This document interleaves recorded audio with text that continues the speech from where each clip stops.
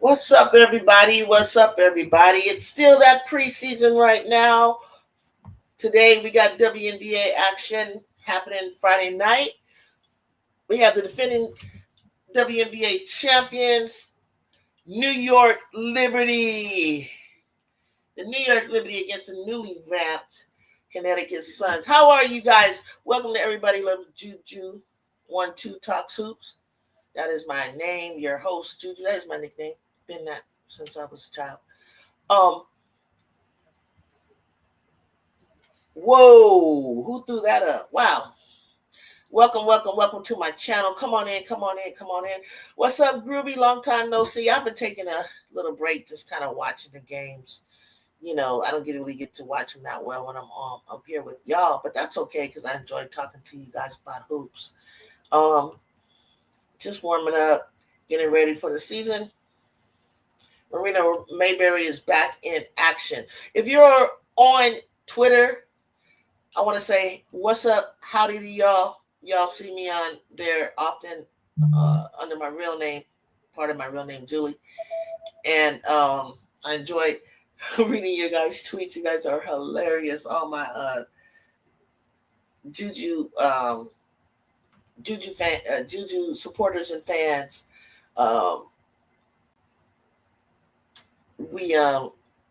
We're following Rayah Marshall, the Projan, on Connecticut. We're hoping to see her get in the game today. So far, so good. Not cut. Tina Charles is the center for the Connecticut Sun, along with the vets, Marina Mayberry, Nelson Ododa, I believe. We see. Oh, I get to see where. What's her name that played for the Sparks right here? Allen was our former combo guard or point guard for the Chicago Sky. She's here with Connecticut, so we get to see where. Oh, John Quell, not Marina down. Marina kind of played that off really well. But what's happening with you guys today on a Friday night? Y'all driving home from work? Are you home from work? Are you tuned in to WNBA Access League Pass, which is free right now if you don't know? Until the league starts. I see John Quell starting off. We get to see Natasha Cloud, who's new to the Libs, starting at point guard. She's really happy over there. She loves it. Kind of fits her well. She lucked up and got to go with the defending champ, so that's kind of cool. So who do I see on the court here? No, I can't recognize the other two. Who's all in here, y'all? I see I see y'all peeping. I see I got like 8 of y'all, 5 in Twitter, X, and 3 in my YouTube live, which is cool. How y'all been today? You enjoying your Friday? Did you get your mom a gift? Those of you who are blessed to have your mom with you, you know, celebrate your mom. Tell your mom you love her. Make her feel good this weekend. Some aren't fortunate enough to still have moms with them. They just have memories, and so that they can be tough. But I just want to send my love and support and prayers out to you all. I think there may be some games on Sunday as well.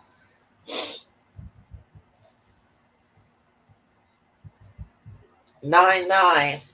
They're just not going to rust off. They're just not going to. They're not going to rust off.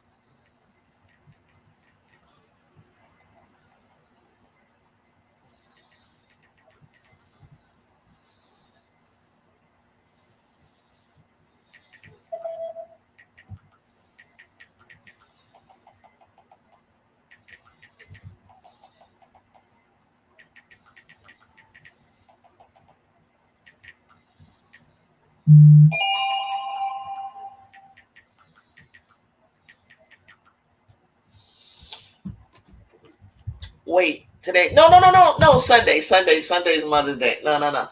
I'm just saying. I know it's Friday, and y'all gonna be out hitting them streets on Sunday, and before Saturday, and before you know it, it's gonna be Sunday, and the only thing open is gonna be Walgreens for you. That's what I'm saying. Yeah. Hey, Juice World, what's happening? What's happening? Do I got any new people that's joined that I can give a shout out? I'd like to say welcome to my channel and just speak your name and acknowledge you here in my chat. Come say hello, hit that subscribe button on your way in before you get distracted, and hit the like button as well. The more you do, the more I can pop up on your algorithms. Hit the bell button for all notifications, and I'll come up a little bit more as the season starts, and we can start talking about rookie awards and who's MVP, who's looking like the front runner soon. This league is about to start. I just got my tickets for the Las Vegas Valk game, Valkyries. I got a ticket to the Valk. There you go, D. I needed to ask you a question. I'm gonna go see the Las Vegas and the Valks play, and then I'll come back and tell you what it was like. I've never seen the Valks play in person, so that should be interesting. Obviously, I've never seen the Aces either. So preseason Sun versus Liberty. That's right, Joe Hart. PWDs. That's right, sir. That's right. That's right. Hi, how are you? I've never seen you new to my channel. I appreciate it. Hit that subscribe button, sir, and continue to join us. And you can make comments with me, and I'll read them off on the game. Any questions, or I might have questions for you guys. D, did you say that Juju is going to be? I don't know. You mentioned something about her being a part of the Liberty game, or do you think they'll cut to her? Or that was interesting what you said earlier. I don't know what you were saying. Kind of, can you elaborate on that? You said she's going to show up for this game, and I would imagine that you meant like by Zoom or something like that, maybe halftime, maybe. I don't know. That would be interesting if they did that. I'm starting to see that they're kind of like, I'm starting to see that they're starting to like try to connect, see the connection that we all know and that we all see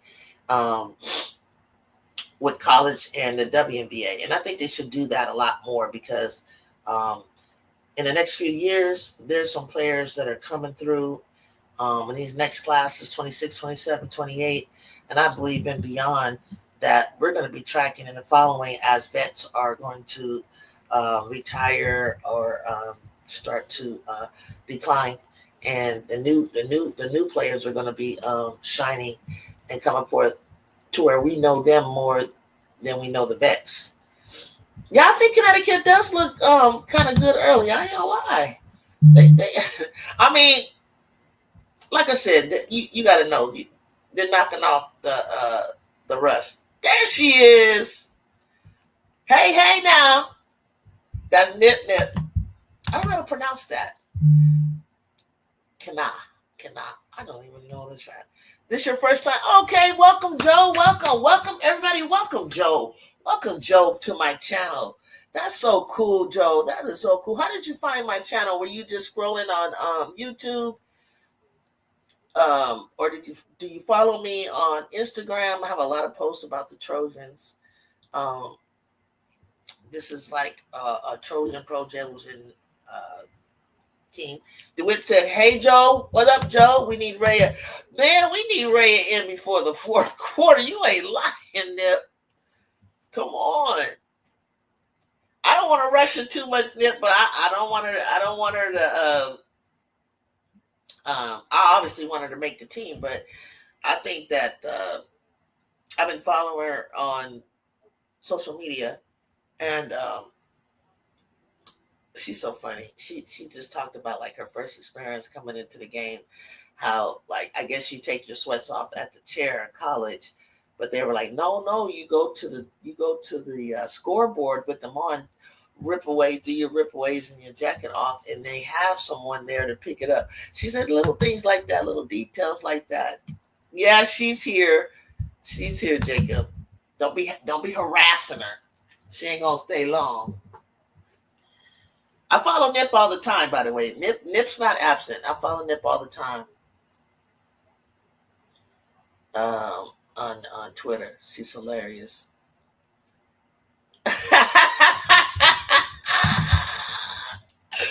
No, she just got a different name. She has a different name. She probably has a different account, I believe. That is you, right? But she has a different name. DeWitt said, "What up, Nippy?" Yeah, but I follow her and her friends on X, and they are hilarious, man.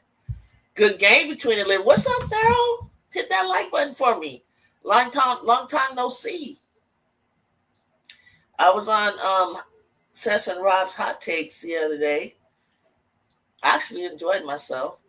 They had some questions about the Trojans and just in questions overall. Like I was happy to answer them from my vantage point and my opinion.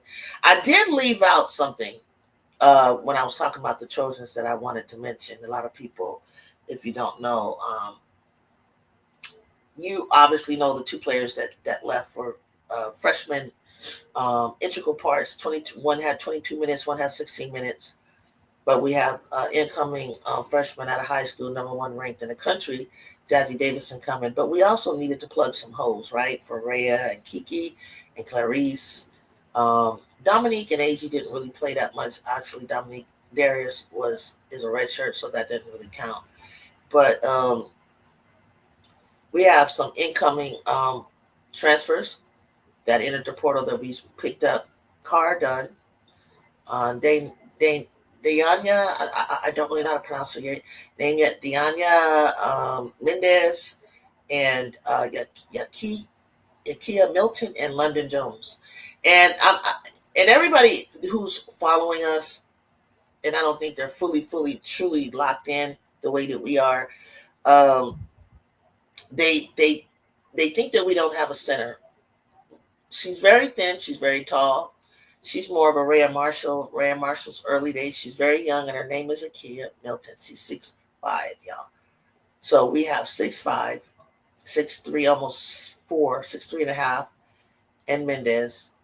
And then we go probably 6'3" with Viv. I say, what do you think? Is Viv 6'2"? Laura Williams around there like 6'2"? And then we go 6'1" with Ken Dog, and then we go 18 and 19.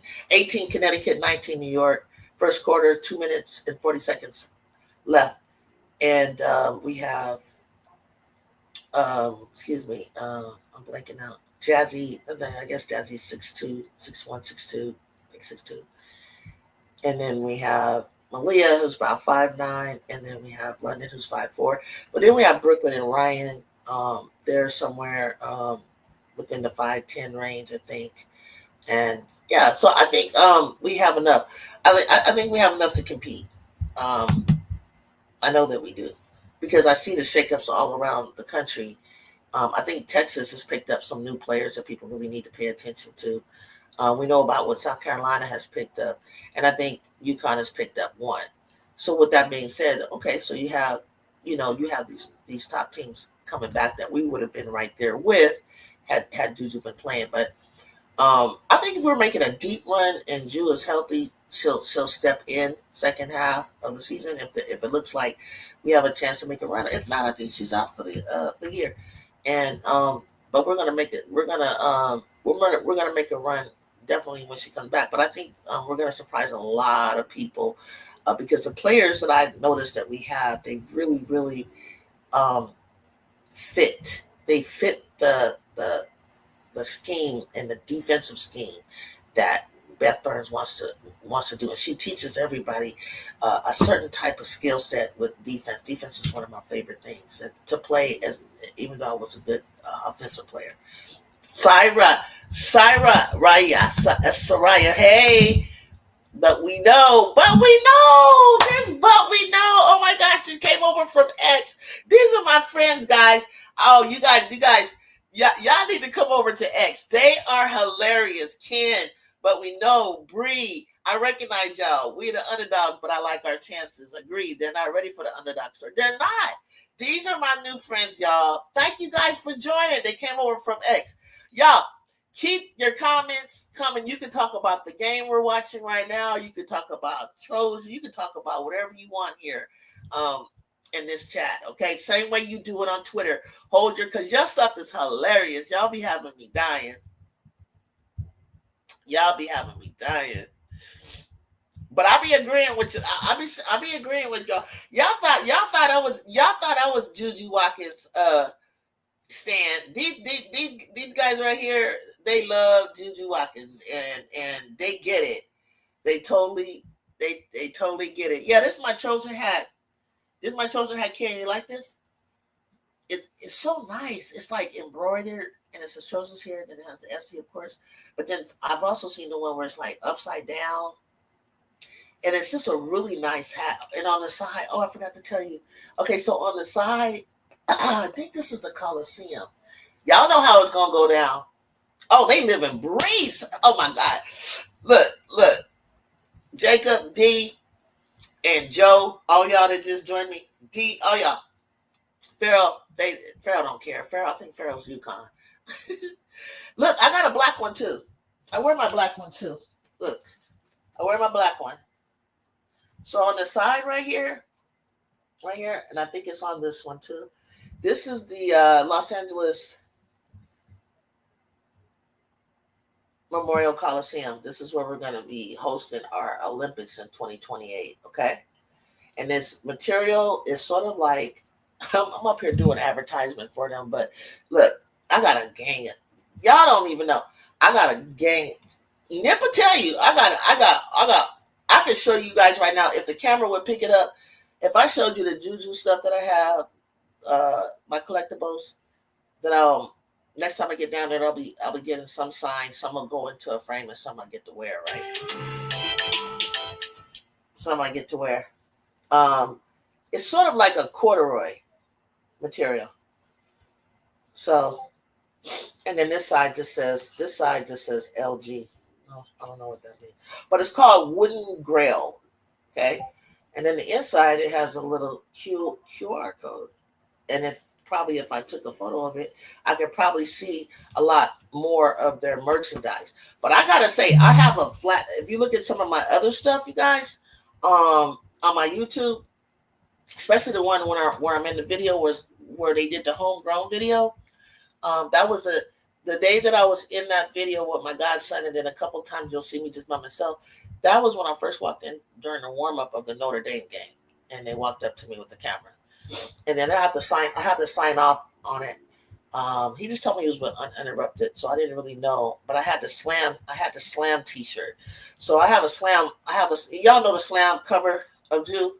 So I got the slam white, slam gold, and slam black. And then I got the Juju all black with the bun, right? And then I got, I don't know. I just got all these different. Some might be Fanatic, some might be from USC, some might be some people make their own. Oh, Ken, we're gonna meet up. Trust. We're gonna do that. We're gonna meet up. I got some people for y'all for you to meet too. You'd be surprised. My godson, I told the story when I was on live. I think Nip was around. A lot of people were around. I had sent my I had season tickets, so I sent my we all family, yeah, we Trojan, we're gonna link up. You crazy. I got Juju Uncle's telephone number. He gave it to me right here on live. My best friend who was actually calling me because she's actually getting ready to go to SoFi Stadium. I'm in the base, so I can't go. She's going to the SoFi Stadium to see Beyonce tonight. And my godson, I had her take my godson and to go sit in my seats. For the UCLA game. I said, you gotta go. I mean, she's seen a couple of games before, but it was a day before the UCLA game. And I told her they're selling Juju's jerseys because, remember last year, kid, they ran out, right? And so They ran out, and I said, when you walk in, go get the jersey before you sit down. So I'm paying for it, but mom was like, "Oh my God, you mean to tell me this? Why is this jersey so much money? It's $100 and something dollars." And who does she think she is, Michael Jordan? And so Juju's uncle is standing behind her, and she's like, he said, "No, but she's my niece." Just like that. And she's like, "Oh, I'm sorry." He's like, "No, but she's my niece." And so he was like, they started getting the conversation, and they're like, "Oh, my niece, his godmom and him, that's all they talk about is Juju Watkins this, Juju Watkins that." And he said, "Okay, so she has a show. She has a show." So they call me, and so I'm talking, and I see them on FaceTime while I'm talking, like I'm talking to y'all. I know what it is, right? And so then he said, "Okay, let me give you my number." And he gives me the number. He said, "Do you want me to take little man to go meet her after the game?" And so he's like, "Yes, because he's only touched her hand when she goes by." And when she was warming up that day that I had got on, when they took and interviewed me and put me in this the video, as a fan, and I was sitting there watching her warm up. So how she comes to the base, they go in the line and they're coming to the baseline, and I said, "Go ahead, call her name." So he's like, "Juju, Juju." So he's reaching out her hand. She looks back, smiles, and she goes and touches his hand, and I was like, I had the camera in my hand. And I was like, "Oh, shoot." And I got the last part where he's reaching her and she's walking away. So the story ends like this. So they get up. So at the end of the game, they call him. He said, "Come upstairs to the family room." He told her where it was. They wait. So they're waiting in the room at the table. And they call me again. "We're watching your show. We're watching your show right now. I'm going to tell the family to follow the show. So I'll tell people about your show." That's like, okay. So Ju comes out and sees him, and she's talking to she starts talking to him, and then he goes, "I want you to meet somebody." And that's when it's all on video on my page. And she turns around, she's like, "Oh." And then she comes over, she said, "Hi, how are you?" So my friend's on video. She gets nervous. She goes, "Oh, hold on, I gotta see." She didn't want to take up her time or whatever, but it's like she was cool with it. Like, and then she walked away and she goes, "Oh my God, she's an adult." So she was like, "How do I say this?" I said, "You want to say prettier?" But she said, "No, I want to say more than that without sounding weird." She's like, "She is attractive." I start cracking up. I said, "You are hilarious." She's like, "No, she really is beautiful." Like, and she's just a regular, she likes sports and stuff, but she's a girly girl. She don't like all that stuff. So she's like, "Oh my God, I see." Now, when she really became a fan, y'all, check this out. It was hilarious too. Like, that's why I'd be laughing at you guys, because y'all be like, "She's so fine. She's so attractive." No, she really is. And I met her in Berkeley the year before. After she scored, I have a picture. I was not ready for my picture, y'all. So I hate, my dreads wasn't done and stuff. I don't have a loctician that I like up here, so I couldn't really get my stuff right. So I wasn't ready, and I was walked behind the building at Berkeley, and I started walking past the bus when some of the players are coming out. I had no idea this is the where they come out at. I said, "Let me wait here and see what everybody waiting here. They gonna meet Juju or something?" And it was just about 7 of us, and that's how I walked up to her. And when it was my turn, I told her, my nickname, my number in college is 12. I'm a shooting guard. I ain't tall as you. And she started laughing. I said, "I'm an OG that is just in love with your game. And I know a superstar when I see one." And she just smiled. You met her in Vegas? Oh man, your phone. Don't you hate that? Don't you hate when your phone be dead and you see in LA? Who's from LA? I need to know who. Put a 1 up if you're from LA. Because if you're from LA, don't tell. I need you guys to tell people that are from all around the country that I have in my chat. We run into celebs all the time. I think I saw this meme, you guys, one time, and it said, regular people in LA act more like celebrities than the celebrities. And I fell out laughing because I was like, do you know how many people? I mean, Tupac. I just met some people you guys wouldn't even know. Like, sat in the movies with Tupac. It was nuts. I can't even remember them all. Like Nipsey, I just worked up the street from his marathon store. Like, it was just like so many people I've met. And everybody's just like, regular. I don't know how to explain it. Um, and yeah, so, and then your phone be dead, right? Your damn phone be dead. Oh my God, that'd be the worst. So you just gotta soak in the moment. I mean, Lisa Leslie, I played ball, pick up ball with her and Tina before the league started. Um, we were getting her ready because I knew some of her players on her team that was on my pro-am team, and so the league was about to start, and she came off the Olympics and everything, so she was kind of a little bit out of shape. But so we were trying to help her get ready because we really didn't know how big this W thing was going to be. We just thought it was going to be another summer league type basketball league. Okay, here we go. Just like when I was coming up, I came up and it just wasn't time. It wasn't time for me to play pro, like anything like that. So I had to sit back and just watch over the years. I come up in the Cheryl Miller era, so seeing her play live and Cynthia Cooper and the whole Trojan team that won the national championship, seeing them play live since we were young was easy. No, DeWitt, I told you I was gonna get another computer.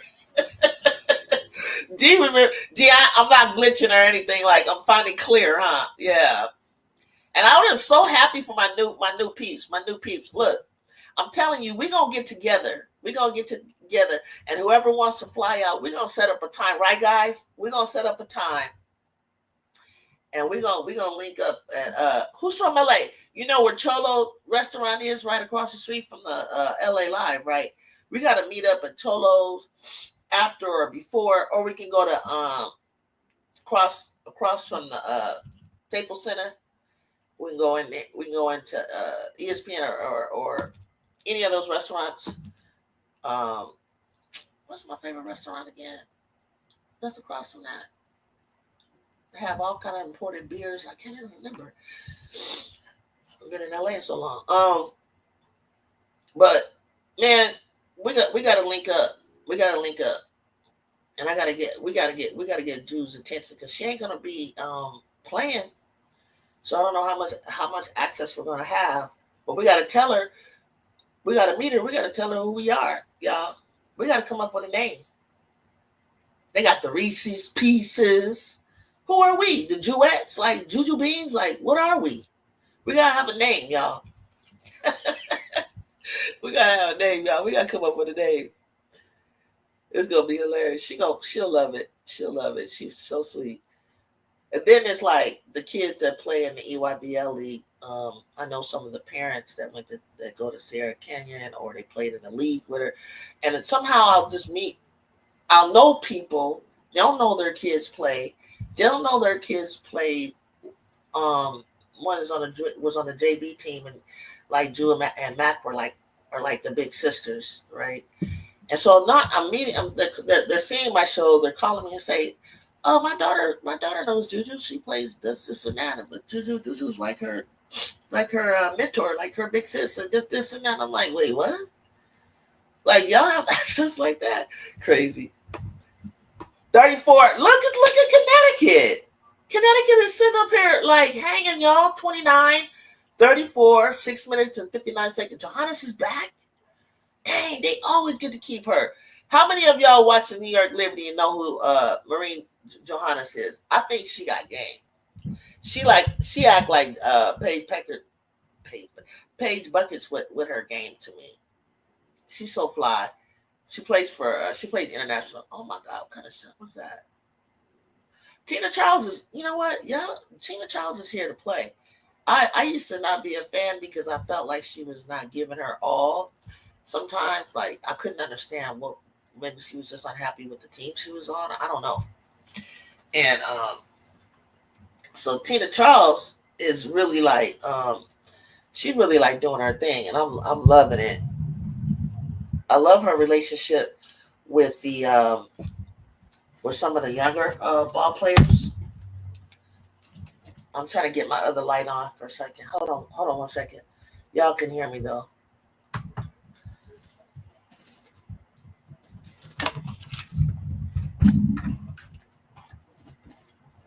All of y'all from X. I know you just came in, and I want you guys to stay. I know you guys love to do your tweeting and everything. I don't want to interrupt you with that, but do it here too. But I want you to hit the subscribe button for me, so that you can get my notification, and hit the notification button so y'all can come up, so y'all can come on when I'm up. And if you're bold enough, I'll bring you up here as a panel, and we can talk. Like we can do a segment. We can do a segment if y'all ready. We can do a segment on our new portal transfers. What we with the Trojans, what we think they're, what they're working with, who they are. Like let's meet the new Trojans type stuff, because they're gonna be posting stuff in by June when they start working out and everything. Look at Allen Mayberry. They're used to playing with each other. They're from Notre Dame. Lindsay Allen, that's it. Lindsay Allen and Marina Mayberry. So they got the 1-2 punch connection. So they're used to playing with each other from Connecticut. I haven't seen Sabrina DeWitt. I can't hear. I don't have the game in my ear and my headphones. But is Sabrina playing today? Ionescu? Is she gonna play today? The kids are here to see her. It's so funny. This is some history that Joe. I don't know anybody how far you go back with watching hoops in the NBA, but in the NBA in the Bay Area, the Golden State Warriors, San Francisco Warriors, back in the day when we had like Rick Barry and Phil Smith. Phil Smith wore number 20. He was a guard for the Warriors that we were really used to be hyped on. Okay, and number 20 was the number to wear. Now, I don't know if this is the reason, but if I ever meet Sabrina, I'm going to ask her. But Sabrina Ionescu is from the Bay Area. She's from Walnut Creek. That's a town on the outskirts in the Bay Area. But people that from the Bay Area, that whenever I see them wear 20, even though Chelsea Gray, she's from Stockton, she didn't do it. She probably has no clue who Phil Smith was. But you can Google him for Golden State Warriors or San Francisco Warriors, whatever they were called. And she wears number 20. But if Gray would have wore 20, then I would have known, oh, you're a real Bay Area kid. And Chelsea Gray was from Stockton, California. All right, y'all. Those of y'all that are just joining me, you've reached my channel. This is Everybody Loves Juju 12 or 1-2 Talks Hoops. I just have a live chat with a lot of you, and we just talk. You make comments in your chat. I'll read them off. I'll give you a shout out. I say hello. If you want, you can tell me how you learned, how you heard. I can tell the ones that are from Twitter, because you came in under Twitter, which was real cool to do that. Because if you go to my profile, I think you can hit view YouTube, and then it will take you straight on in here. So if you're watching from Twitter, go on through schedule 2, but I can't get to the game. I might have to spend that money. Wait a minute. You can't get the game. Okay, they're coming back from a timeout. Let me tell you the score. So when you went to WNBA, it was tied up. It's tied up. Second quarter, 6 minutes, 17 seconds left. When you go to WNBA, the app, because it's supposed to be free right now, right? I believe it's not allowing you to be free. It's not giving you free, because you can pay monthly. I don't think you have to pay like the whole annual at once. which I think would be over definitely. What is it now? How much does the thing cost? I've had it for so long. I don't know if I got a grandfather price and it's gone up or what. 34. Come on, Charles. Oh, good rebound. Marina with the three. Whoa! See, I trip out when people always look at the top teams and the top players that were their favorite from college, and they never, when teams are getting put together, they never give other teams a chance or see that they got potential to be good in the game as well. Now I wouldn't get too happy because the Sky had beat, there's Sabrina, there she go, had beat New York every single time in preseason. But that didn't mean a hill of beans, as you can see, because things happen along the way. But there's so much parity. There's so much, not so much distance between top teams anymore that I never fully want to give anyone other than the defending champion of a college or the WNBA the benefit of the doubt to say, well, this team is going to be, on paper, looks like they're going to be better, the best of the best. They're going to be number one or win the championship. I'm always going to give, like, defending champion that spot until they prove otherwise. Depends on the location, you think. Look, when the Sparks and the Valks were playing, it was on something called K-Pix. When I went to League Pass, I could not see that game. Because I'm in the Bay, I could not see that game. And I don't know what K-Pix was. I looked all over the local stations. I thought maybe they showed it locally, because I'm in the Bay temporarily, even though I'm from here. My mom lives here, not me. And man, y'all, like, I had to go back and watch the Valks and the Sparks a couple of days ago. And if I were to go by what was on social media about those two teams, I would have crashed out and said they just garbage. They did not look that bad. They did not. Sabrina and JC is getting physical with each other. Oh, JC Sheldon, what's she on? Connecticut? Okay. Hey, Joe. Joe said, so question, how do you do panels? Do you use StreamYard? I use StreamYard. And what I would do is put the link into the chat, and then you would click on the link, and then I think it allows you to come up, but I think you would have to do it on the desktop, because I tried to do it on try to join somebody's panel or live when they set it up that way from my phone, and I just could not. It would not allow me to do it. So yeah, you would click on the link, and then I would have you'd be one, like my face is appearing, you would be on. And of course you'd have the right lighting, good mic, and then we talk hoops. Or if there was a discussion that we wanted to have about something, some kind of different thing. But I'd like you to be I'd like you to, to join, subscribe, and follow along for a little while, because I got to be careful when I put my links up, because you get trolls. Sometimes people troll, and if I don't know you, you can mess up my channel. Not you per se, Joe, but a person. How long you been a women's basketball fan, Joe? How long you been following the game? Are you a coach, or kids play, or you just like watching? What's your story?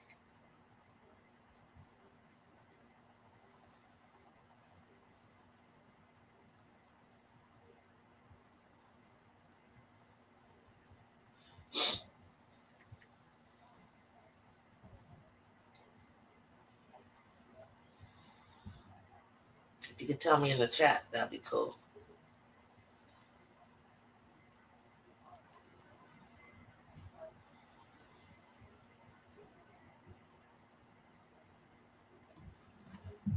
Where my people at? Where my Twitter folk at? Y'all, did y'all hit that subscribe button for me? I think, Joe, you did. You told me you did. Syra, but we know Ken, because we got to stay in touch, Ken. Bree, Make sure y'all hit my subscribe button. Thanks, Nip, for referring them. I'm sure you did. I appreciate you always. Oh wait, who is that? Was that get? Was that? Oh, she used to play for the Sky. She back in the league on New York. Wait, you can't see, huh? Where is Jacob here? I need Jacob to join it. I don't know if Jacob followed this guy back then. She got the ball right now. Number 7. Boom.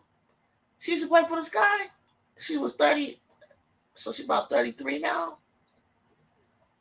Cool, thanks. That sounds cool. I use StreamYard too. Oh, then you would have no problems popping up. How long you been a WNBA fan? Are you WNBA or college fan? If you could type that in for me, let me know. Okay, now we got baby Satu in. Sibling Satu.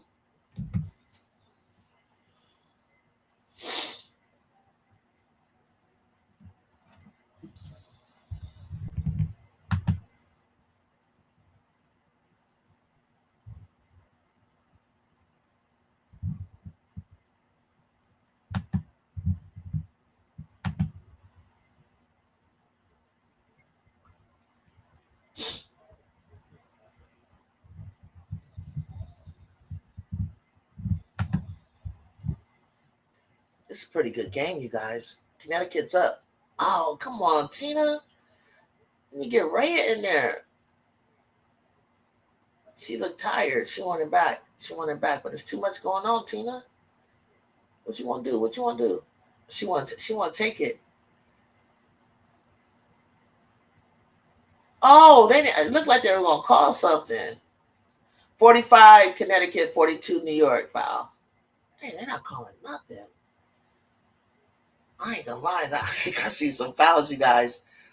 I see some fouls. I feel like Marina wants to hit a 3. I feel it coming. Oh, Nelson Adota. Come on. Got her on the arm.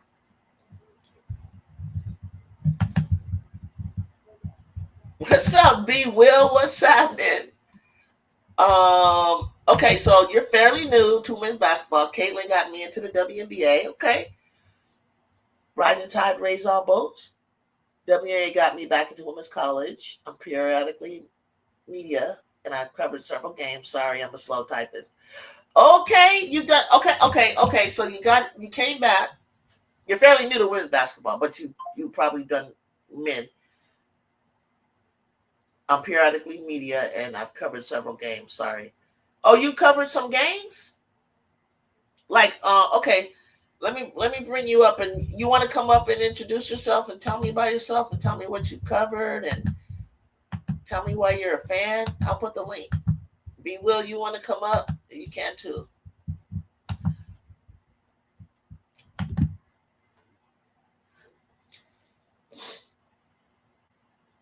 Tell me a little bit more about that, Joe. Tell me what PWDs mean. What's that mean? Oh, if Tina can start. Oh, Nelson. Oh, she got on the foul. Connecticut's up 47-44, y'all. This is good. This is good stuff. I wonder where Phoebage is. She's always cut well. She's always cut to the basket well. She's got that mature game.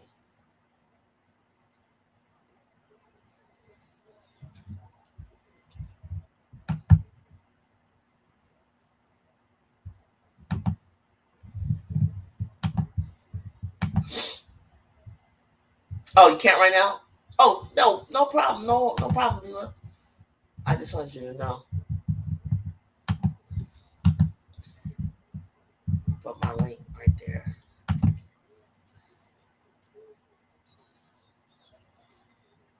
You know what? Connecticut is looking good. You know what I like about their game right now? If they can hit some of these shots, I love their running. They're running.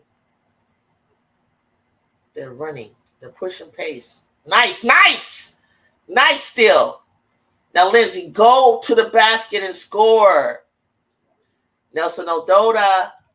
How many of y'all knew that Nelson Ododa played for UConn? If I'm lying, I'm lying. Connecticut is not looking so bad after all, B. Will. That's what I'm saying. You know,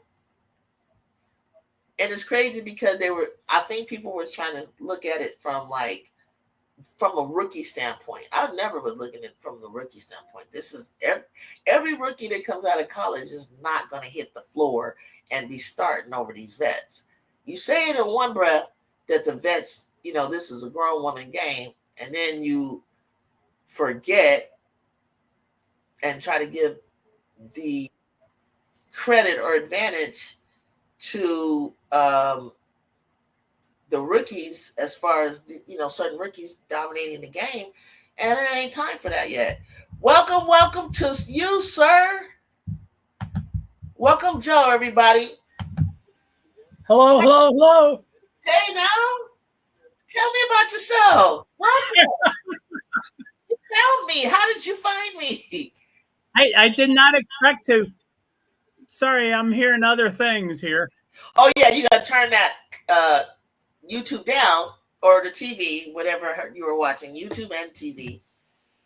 Because I'm watching you on my desktop, and then I got the game on my TV, and I always have to, you got to mute the YouTube or take it off and watch yourself here. Cool. There you go. You got it. You know StreamYard. You know how it works. Yeah. I'm a little rusty, but yeah. So you said you did some media coverage before? Yeah, I've periodically been media for about 12, 15 years. And in the last few years, 2 or 3 years, it's been women's basketball. Okay. What kind of games you cover? Well, I'm in Vermont. So Connecticut Sun is the closest team. Right. And then, so you hear that, don't you? You hear that other noise? No, I'm probably going to look on your tablets and make sure that you mute the YouTube, but not the StreamYard. Look up on your and Can mute you that. hear me now? I can hear you fine, but I can't hear what you're. Can you hear me now? Yep, I can hear you.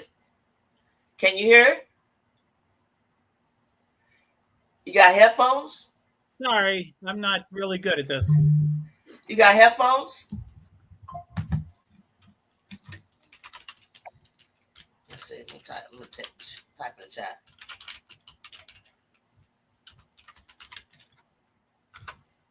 So I'm gonna type. Do you have headphones?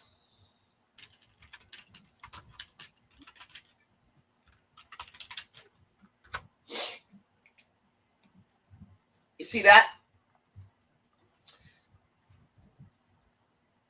Yeah, we hear him, but I don't know if he can hear us unless he were to keep his YouTube open, but the YouTube is going to echo back on him, so he can't keep that open.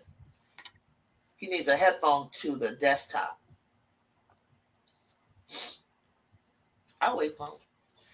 5350, y'all. 5350. How many of y'all thought that Connecticut would be doing this? Now that's better. There you go. I think you got it. Yeah, there you go. There you go. You got to have your headphones on. There you go. There you go. You got it. You got it. Okay. You got it, huh? I can hear you all, but I hear the echo still? Yeah, earbuds. There you go. No, I just have earbuds. Okay. Turn off the YouTube. Close out. Let me say close out. If anybody else want to give, I think that's it. Close out YouTube and keep StreamYard open. Okay. That might be it. Is that it? Yeah, that's it. Yay! You did it. Yeah. You got. Thank you. Close out that YouTube and then just have StreamYard open, and then Okay. watch your TV for the game. That's what I do. Okay, cool. Thank you. You got it. So yeah, I'm sorry. You asked a couple of questions and I started on them. I've been media for about 10, 12 years. Mostly I started in NASCAR motorsports and then I transitioned. And Caitlin got me interested in college basketball, but also WNBA. And the PWDS, that stands for person with disabilities. So I'm a person with invisible disabilities, and the ADA, of course, is Americans with Disabilities Act. And the way I look at media, I mean, I don't work. I have no job, but I am pretty active on different platforms and things like that. And so the way I look at media is I can cover anything I want. It could be the Kentucky Derby, or it could be the political elections, or I could just, I don't have to specialize. So anyway, I'm in Vermont, and Connecticut's pretty close. It's about 2 hours away. So I went there for about 4 or 5 games and covered them, and that was pretty fun. And then the second closest team is New York Liberty, which is, real fun. It's always fun going to New York City to cover a game. So I've done that maybe 3 or so times. And then the third closest is DC, which I have not been to DC yet. I mean, to the game. To a game. Yeah. And so yeah, that's it. I live stream. I'm on X. I love how you love X. That's so cool. It's so funny to me. I mean, Twitter X it's so volatile. I mean, y'all over there are I'm part of it now, but it's violence over there. It is you say Caitlin Clark on any other channel, you might get like clicked off, on certain channels, right? Or if I say Angel Reese on certain channel, you know what I'm saying? But my channel is I'm open to it all because I'm a basketball head. I love basketball. Right. I'm sorry. That was the first thing I wanted to say. Yeah. I apologize for not being a Juju fanatic. I am so sorry. I love her. I love her. She's fantastic. She is very talented, and I am so sad that she hurt herself, and that's so sad. But I meant to say that first thing, that I apologize. I'm not a Juju. Anyway, so I gotta find it.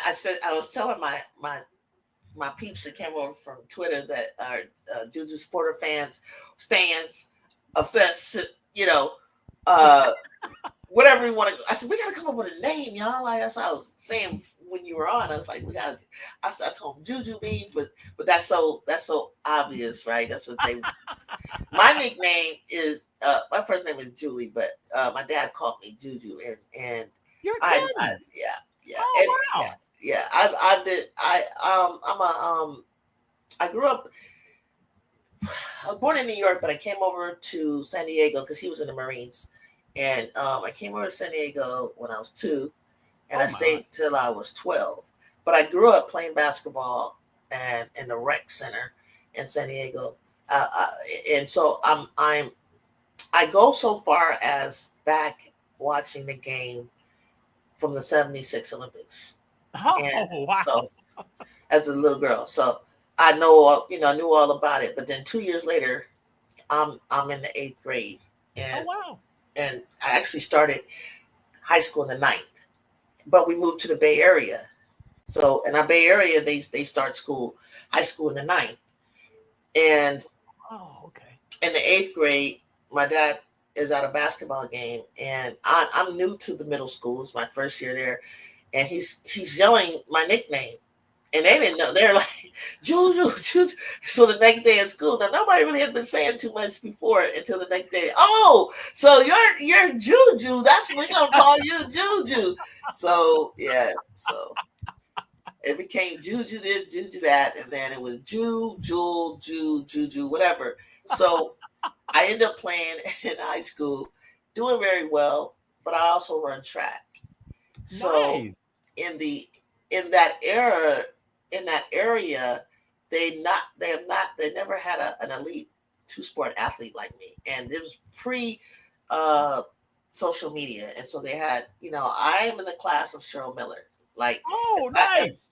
if I had won, let's say I made it to the first round of playoffs. So let's say I won that game. I think I would have had to play one more to get to play her. Oh, man. So the team that played her is in my Central Coast section. I would have to beat that team to have played her. But my Wow. team was made up of about 8, 9, 10 players, and I'm the star, right? Like I averaged 28, 30 points. So it would have been one of those games where I would have had to score like 50 just to get in front of. Right. To get there. But the 6 degrees of separation came when Man. I was recruited for track to Cal State Northridge, which was the former school of Flojo and Jeanette Oh, Bolden and nice. all of them, but they had left before I got there because of the controversy of a coach that was there. So they went Oh. off, and then the Olympics. Remember when Jimmy Carter boycotted the Olympics in '80? So I come in '82, right? So I'm there, and my roommate ends up being Cheryl Miller's teammate. Oh. From her, they just won a national championship. So my Oh, coach was like, "Yeah, you can run track, you can play basketball if you can make the team, because you have to try out." Because I wasn't recruited, so I tried out. I was a walk on. I made the team. They didn't had no idea. They heard about me, and that when I got there, so I took somebody's spot that had a scholarship spot. oh, man. And it was heartbreaking for them. And then my roommate didn't make it, and she came from this. She would play the same position, so that was horrible, right? Oh, man. So I'm like, all this for me to get on this team, right? So I get Oh, on. So eventually, after my career was over, I become an All American. I become All Conference. nice. I wore number 12, like Juju. My nickname is Nice. Juju. I'm a shooting guard. In 2018, I go into the Silicon Valley Hall of Fame in the Bay Area Oh, for my man. accomplishments, and Congratulations. that include the people in my class was Jeremy Lin and Wow. Edelman, Julian, Oh, okay. Yeah. Julian from the New England Patriots. So they win the Super Man. Bowl that next year, becomes MVP. And here I am like hobnobbing with him and looking at his rings and stuff because he was there, and we're laughing and joking because it's only people from this certain Bay Area like John Madden, Tom Brady, Right. Barry Oh, Bonds, man. all of us, Jeremy Lin. I, I can go on with people, Lynn Swan, like all of us grew up in this Right. peninsula, Whew. and so it's in a museum and everything. And I was just honored, and on my plaque it has Juju Middleton.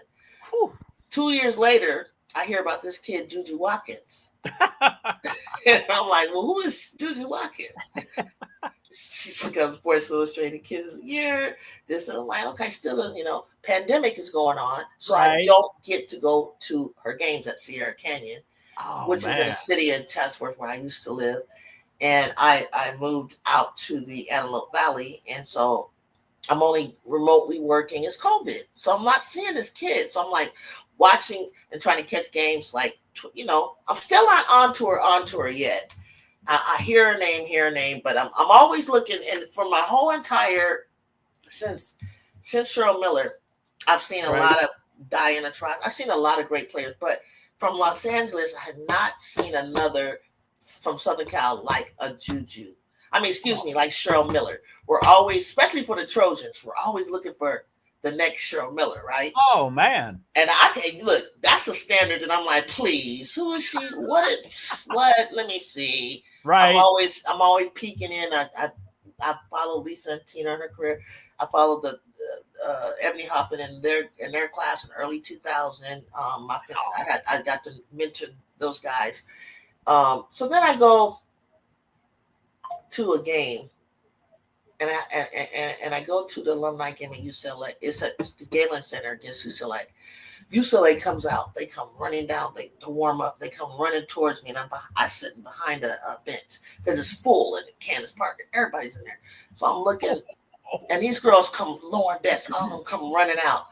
Man, they look like Amazons. I was like, hold up. Man. You know, I thought I was tall. Like, I'm 5'9".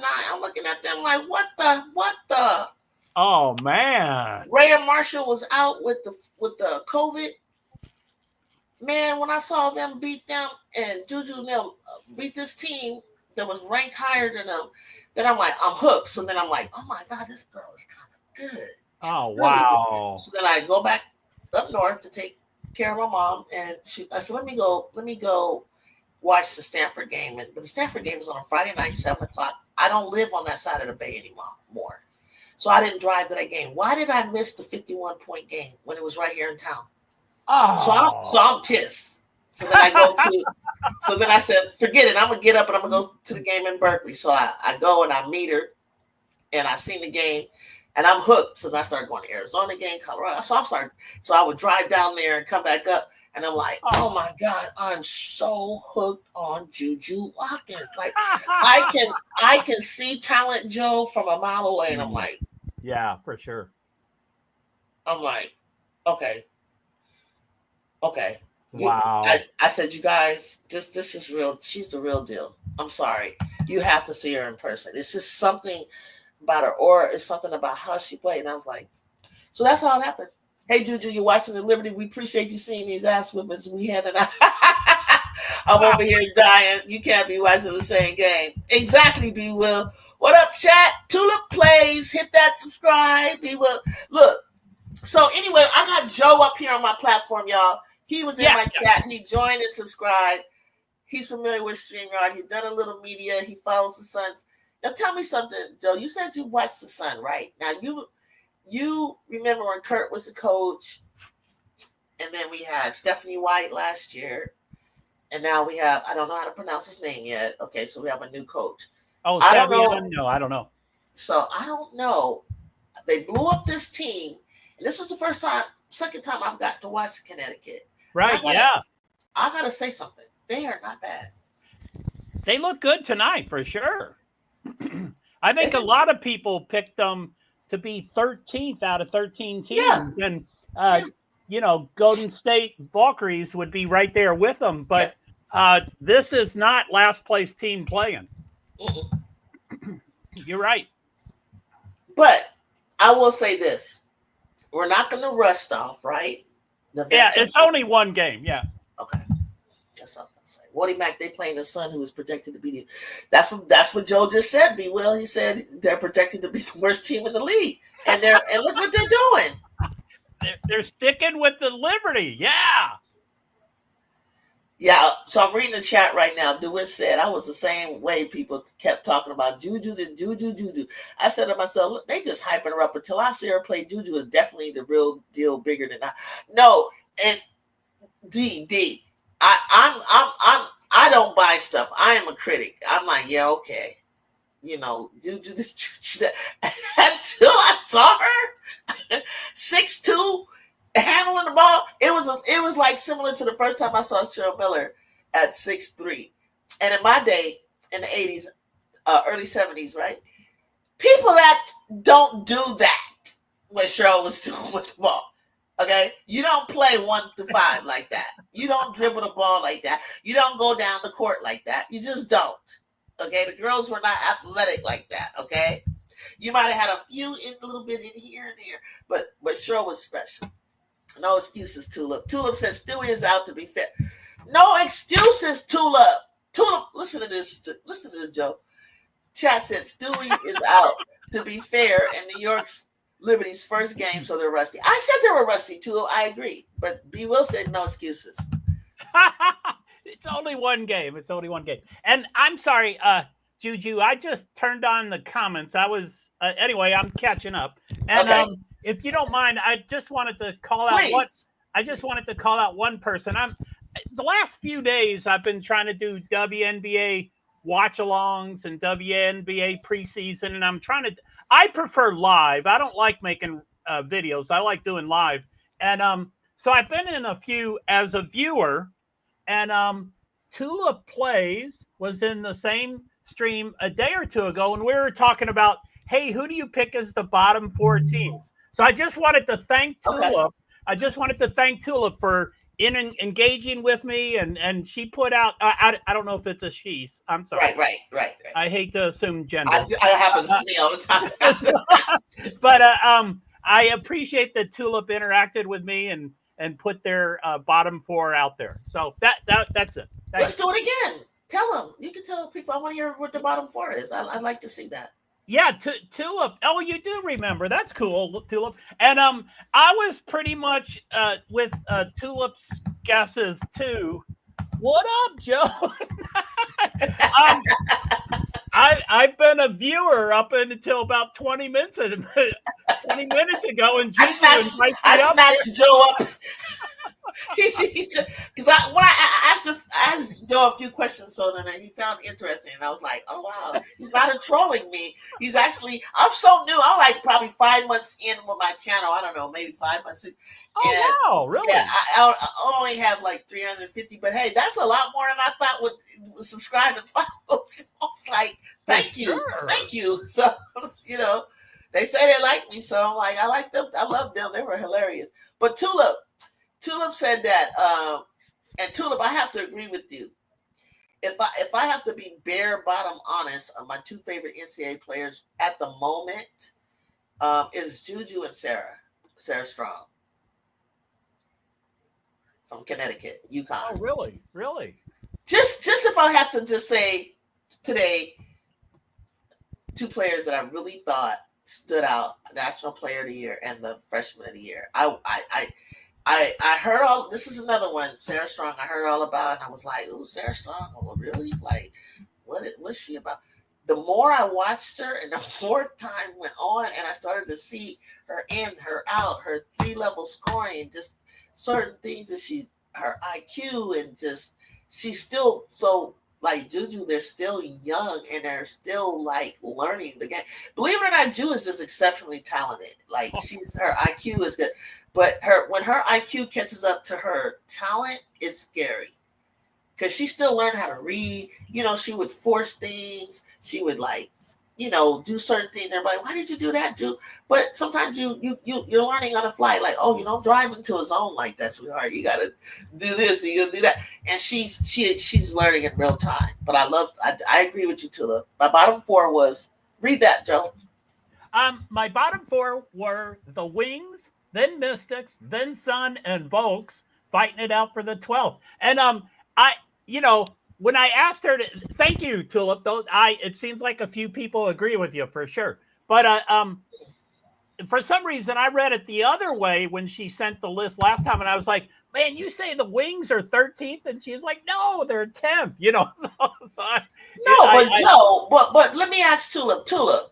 You think the Mystics and not the Spark? You think the Spark? You think the Sparks can beat the Mystics? And hey, who's Bickham? Do you know Bickham? B. Bickham? Welcome, B. Bickham. I don't know. No? Hi, thank you. Have I met you before? If you haven't subscribed to me, please do and hit that like button, B. Bickham. Who are your you guys all agree? Red Milky Way?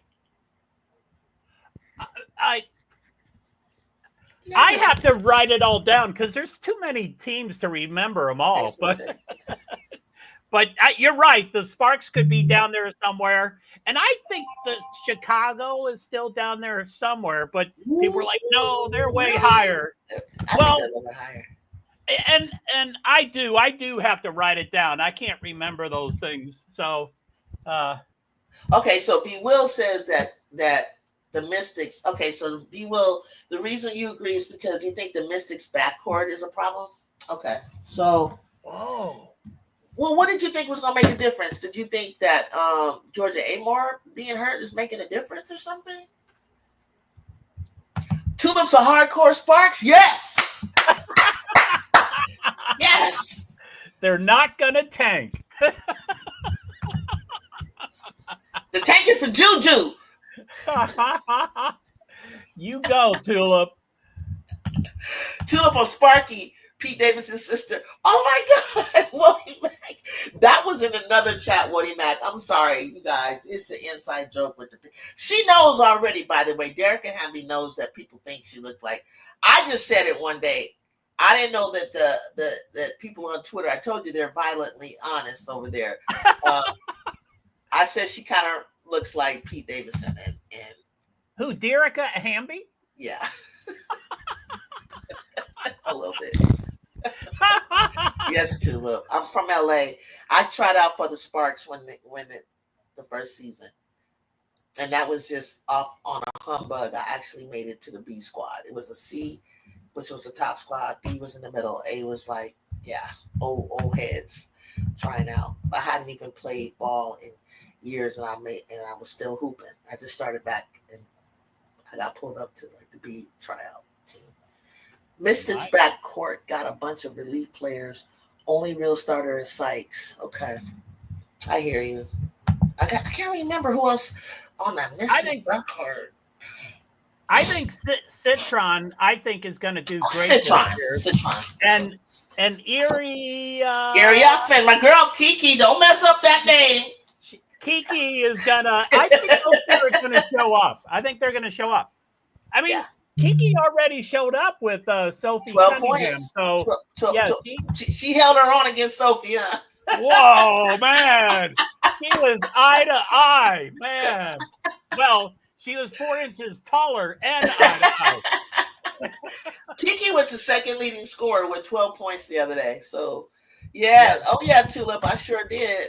Citron is great. Citron is great. Yeah. Citron. I sure did. I can't remember who was a coach the first year. That's crazy. I can't remember that. I just remember Julie Russo and Rhonda Wyndham being the general manager, and I played in Rhonda Wyndham's Say No Classic was a league that we had in the summer that we played in the USC women's gymnasium where UC Love and Basketball shot at. And the director for Love and Basketball was on my summer league team. Not for Say No, but a different team that I played for. And she had told me she was a screenplay about her screenplay. And she actually used some of my friends in the scenes, as extras and stuff.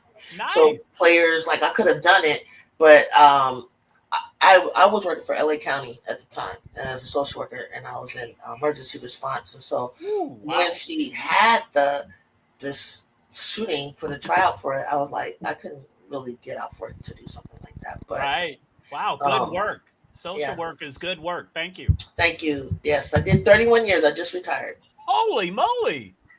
Super. Thank you. Yeah.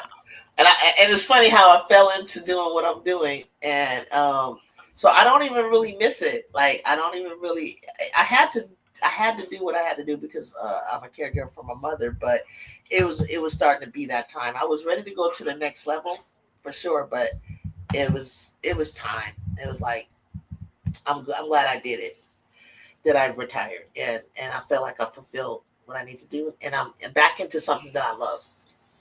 So let's see what Tulip said. Tulip said, I feel like Sparks have too much offensive power to be the bottom four. Plum, Hamby, Kia. We haven't even said, Cam. Cam needs to get back. Yeah. And then we got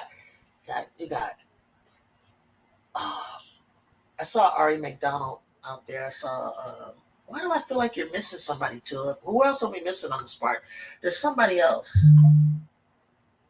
I know Samaya Fagan came, but she's too much of a rookie for that. I can't remember. Phoenix. Wow. Oh, yeah. Talk about Phoenix. You didn't even name Phoenix. So, Wody Mack said, B-Will, you know what? It's time for the bench to come in. The way it's 66-64. To come in, we way better than the Sun. Give it time. It's happening already. They're just knocking the rust off, Wody. How you been? Wody Mack is from New York. Woo-hoo. He has a wonderful accent. You should hear him talk. Wody Mack, you want to come up and talk about your Liberty? Yeah, you're welcome to boot me off anytime you want. No, you stay. I can have more. I can have as many people as I want. Please, thank you, D. Hit that like and subscribe. Please don't run away without hitting the like and subscribe. Okay, so Marquisha Davis is balling, yo. 2. So yeah, Reddit. He said, Reddit thinks. what did he say? Reddit, Milky Way? Yeah, you got to highlight it there. You know Oh, that. tulip sparks will probably make it. In my opinion, they are better than the wings. Valks, Sun. And Phoenix. Wow. Wow. Wow. Wow. But Reddit, what? So you weren't worried about how close the game was against the Valks then? Must not. It's early. It's preseason. It's early. I can't really. Yeah, exactly. Oh, Ray Burrell and Odyssey Sims. That's who it is. Ray. Can't forget her. And Azura Stevens. There you go. Tulip. Okay, this is Tulip's team now. You see how Tulip did that? I should know that. Where are you seeing those? Is that over in X?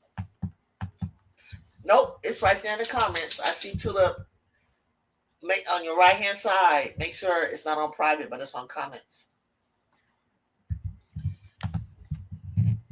Huh. Okay. Marquisha just needs to get some box sprays, and I bet she'll go harder not worrying about her hair. Right?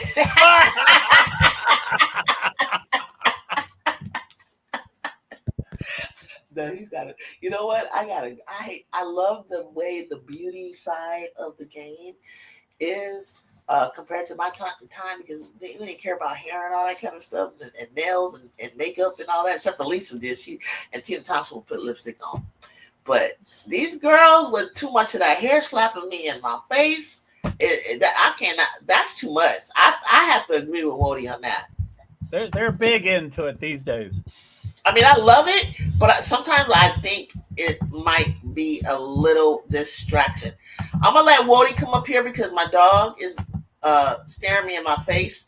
As long as you guys behave yourselves when Wody gets up here, you keep it going for me, Joe, please. Well, yeah, sure. I'm going to go off camera and I'm going to go walk my dog. And anybody who is joining for the first time, I'm just bringing up people that are lovers of the game, want to talk hoops, and know that it is a hard time typing in this chat what you really want to say, and they're just coming up.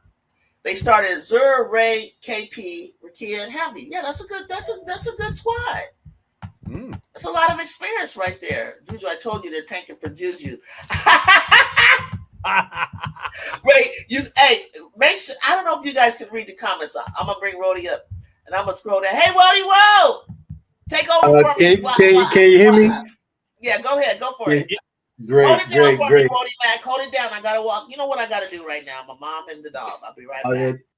Take care of the little baby. Joe, nice to meet you, Joe. Yeah, pleased to meet you, Wody. You can just call me Mac. You know, that first part is what's the word for that? It's it's an English term, not a pseudonym, but it's basically a nickname with in conjunction with my real name, Matthew.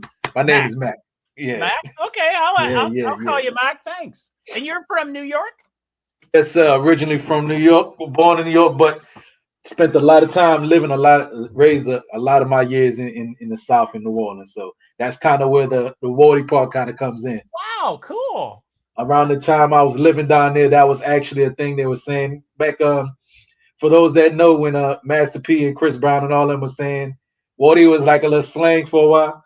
Yeah, like the mid 2000s, early 2000s. I was living down there in the South. Yeah, nice. But I'm back now. Cool. I'm not real close, but I currently live in Vermont, which is really close to New York, and I'm originally from Kentucky. That's not really the South, but I'm kind of relating to your two places. You know what? And again, part of my little ignorance, but isn't Vermont Bernie Sanders state? It is. Okay, yeah. I thought I was between New Hampshire and Vermont. Yeah. No, he's been there forever. Yeah, he's an old man in Vermont. I think I knew it, but yeah, hey man, we was loving Bernie down here in New York. People was actually rocking with Bernie. People really went back. You remember 2016? Yeah. The Bernie Bros was really a thing. People was loving Bernie down here. He's good.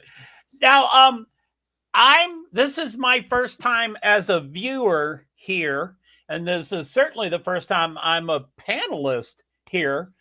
But are you, Mac? Are you mostly the Juju world and college basketball? Are you WNBA, or are you everything, or what are you? You know what? I'd say I migrated to the W from a little bit of college basketball from like LSU, Simone Augusta, Sylvia Fowles days, and I was big on Tina Charles around that time that she came Oh, in and she happened to wow, come to New York. Like anybody that played for the Liberty, I was supportive of, like Cappy Pondexter and so on and so forth, right? cool. And that around that time, I'd say probably the time that I paid the most attention to the W was around the time the Lynx and Maya Moore was playing, and like Oh, Deanna Nolan and them was in the league, Cappy wow. Pondexter, right? That, that For would your season, catch it when it can. But you remember too, those days it was also like you had to catch it when it was on TV, and then if you didn't know, you didn't know. You know, Oh, I'm sure it's way the different now. 2010, 2011, 2012 type of days. I would So yeah. love to have seen Maya Moore. That would have been so cool. Oh man, yeah. That was some good years. And then, like I said again, I was following Sylvia Fowles a little bit. So her also playing over there in Minnesota and Simone Augustus, like, that drew me in a little bit just because of the time that I spent in New Orleans and watching LSU at that time. All right. Being a little fan of their type of game. Oh, wow. So I mean basketball in general, like, I mean, shoot, hell. I was just watching a Chinese basketball game today for a little bit, but I was like, all right, that's enough. I turned it off. But yeah, basketball in general, just love basketball. Wody follows international ball. Oh, Yeah, wow. I will watch international, especially if it's like some players that I recognize, I know. Mm-hmm. Like there's a lot of former NBA pros overseas, maybe because they couldn't get a contract. You know how that goes. They'll go play overseas ball. A lot So, of W pros. Like this past season, I was watching uh what's your girl Ken, Natasha Howard and them for Merkskin in the Euro League. I was watching a little bit of Fenerbahce. That's Gabby Williams and them. I like Gabby's game, right? Gabby and them. So now occasionally I would pick up a couple of Euro League games and watch it to see who's is over there. is Kennedy Carter on the Chinese team? She was, but this season, now that's over, she's going to be playing in Mexico.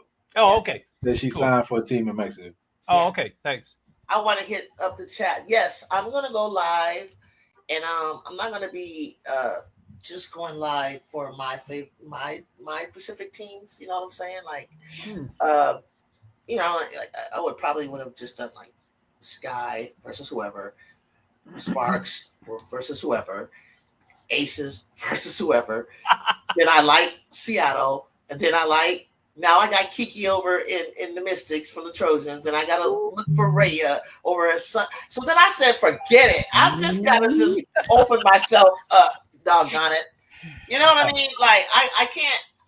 I gotta just watch the game. Like I gotta see. I dig it.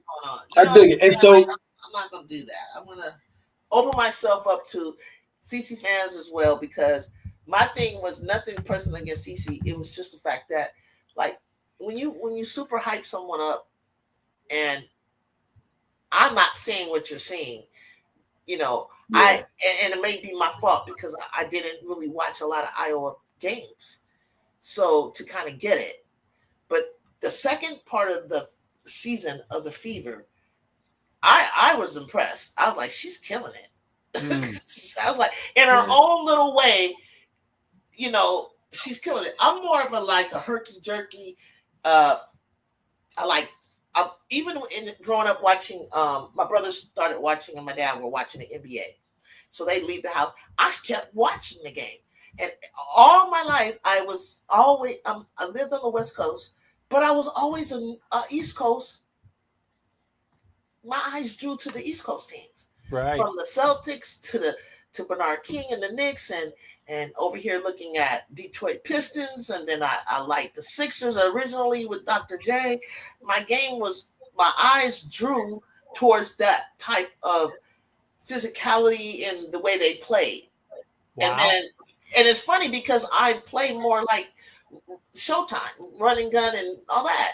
And so you would think, you feel me? And I gotta give Caitlin her flowers though, because she be running up and down that court, dishing passes, doing some miraculous things, doing Yeah. things that you don't think that her frame, her body, her athleticism. Same with Larry Bird. I'm a Larry Bird fan because he wasn't like Clyde Drexler or Right. or what I mean. He wasn't like Dr. J or Michael Jordan, but his game, you couldn't deny his game at all, and his competitiveness. And so that's Jacob. short way of The comment from Jacob you got on the screen. Are stupid. Well, yeah, if I ignore the fans and the going at Angel the way they do, if I can get past that, I'll try to hang in there. But I just felt like it was just getting ridiculous. Like, if I may real quick you say something in that regards, right? I'm not recommending anybody try to emulate another content creator or anything like that. So with this statement that I'm saying, I'm just saying in a way that I see that this one young lady handles it. I think she does her best. Maybe it's just her religion or the way she is naturally. But Quita, right? You're familiar with that lady, Quita, right? Quita, even though she's a big time Sky fan, but the way that she just reports on everybody, and she does try to keep it respectful in the chat, but she just kind of handles every player, every team, just like she's like a newscaster. Like an unbiased. Like you have no idea per se of her besides her Sky fandom and Chicago in general fandom for any Chicago fan. I mean, any Chicago team. She just seems almost like unbiased to agree, even though she may be, but she does kind of good at trying to keep it out. But she does try to keep her chat very respectful. And she doesn't highlight disrespect shit, Yeah, absolutely. And like, I'm not gonna let someone deny the obvious skill or shine of a player. Like, I love Angel Reese because I love Dennis Rodman and I love her style, and I see so much more when I did my research. And so I looked at how she played from high school and how she did in college. I was like, she has a lot more offense that's going to come, and it's coming, that's going to catch up to where she is in the pros. Just like Caitlin's threes and long range threes, she didn't carry that over yet. But when that one preseason game, though, 4 for 6, her and Kelsey Mitchell 4 for 6. Yeah, because she got stronger. She had a long postseason, so she couldn't do it all. You know what I'm saying? She couldn't like stay on the court as long as she was doing it, ball dominant, running the floor, doing assists, and then you want her to shoot threes as well. Like, that's a lot. For sure.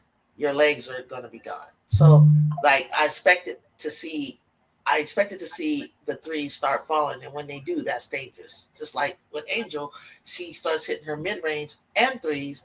She could be more like on the level close to Asia. I won't say Asia Wilson, because it took time for Asia to become as dominant as she is. Well, I would say there's gonna be some similarities. I can see that, but because she's a ball handler, right? I would, even though I don't know if it's completely comparable, but she may be more in line with the way that Fee plays, because she handles the ball like Fee handles the ball. Yeah. Right? Asia is in her own anomaly among herself. Like, that post work that Asia got, like that is years and years and years of development to get to what she's doing right there. And then plus, doing it at 6'4" and strong and still great on the defensive end. That would be, I'm sure, what a lot of people would love to see out of Angel, right? But she handles the rock too. She likes to be a ball handler. So in my own way, I think Fee would probably be more of a relatable comp for what Angel could be. Okay, Fee, to me, because she's also trying to stretch the floor and hit from 3 too, like Fee. But see, you know what Angel's going to have that Fee doesn't. She has a potential to be a point forward.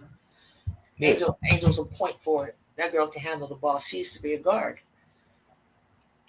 And she has that bully ball, that tenacity that she definitely got the bully ball. Doesn't have, but Asia does.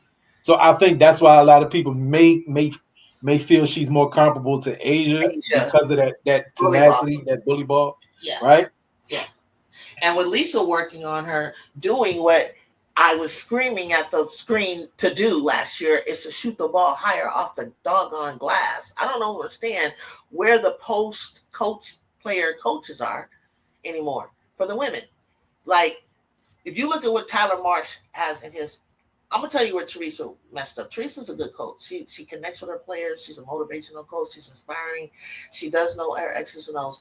But what she did with less, what she was doing, she didn't have what they have now.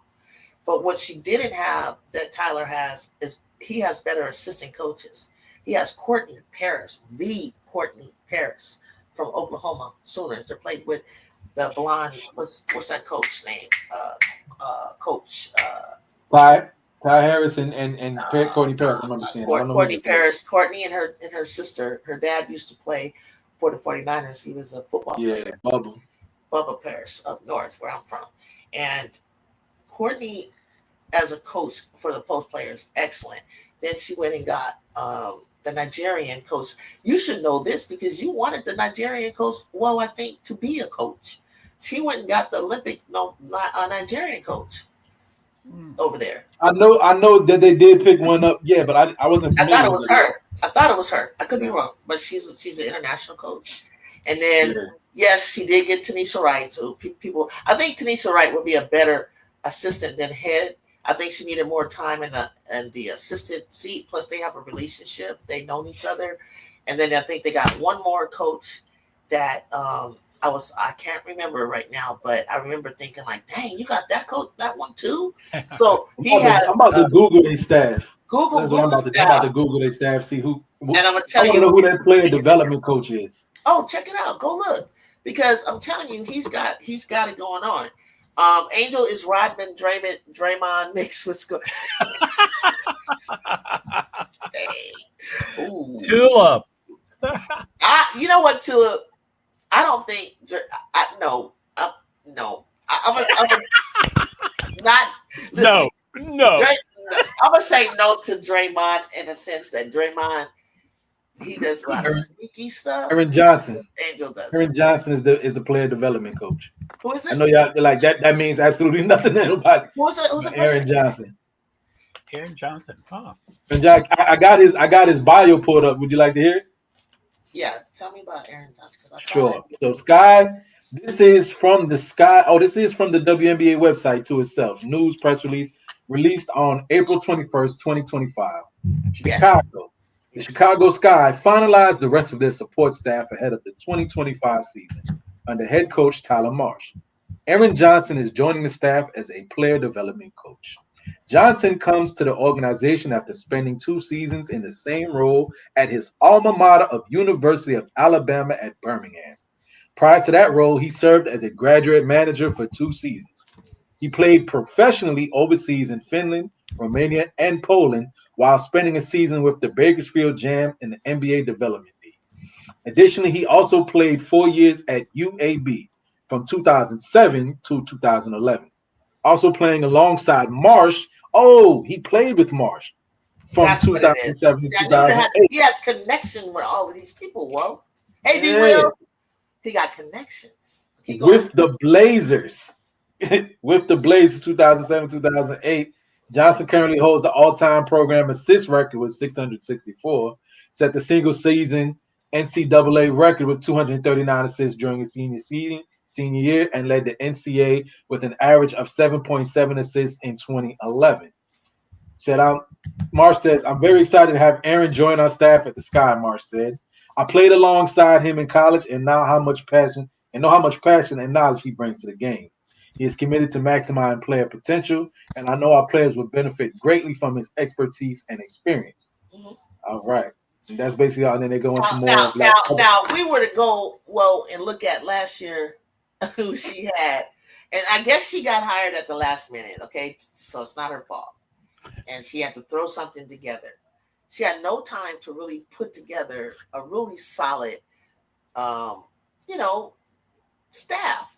Assistants are super important to me because you know what I mean. They do a lot of talking to and working with players on separate levels, and they do specific things like work with the post, work. They have a defensive scheme, or do what Wody said, player development, like Tyler was, and scouting. Scouting is so important. Somebody to watch all this film of whoever's gonna, and then make clips to bring in for the players to sit and to watch and discuss.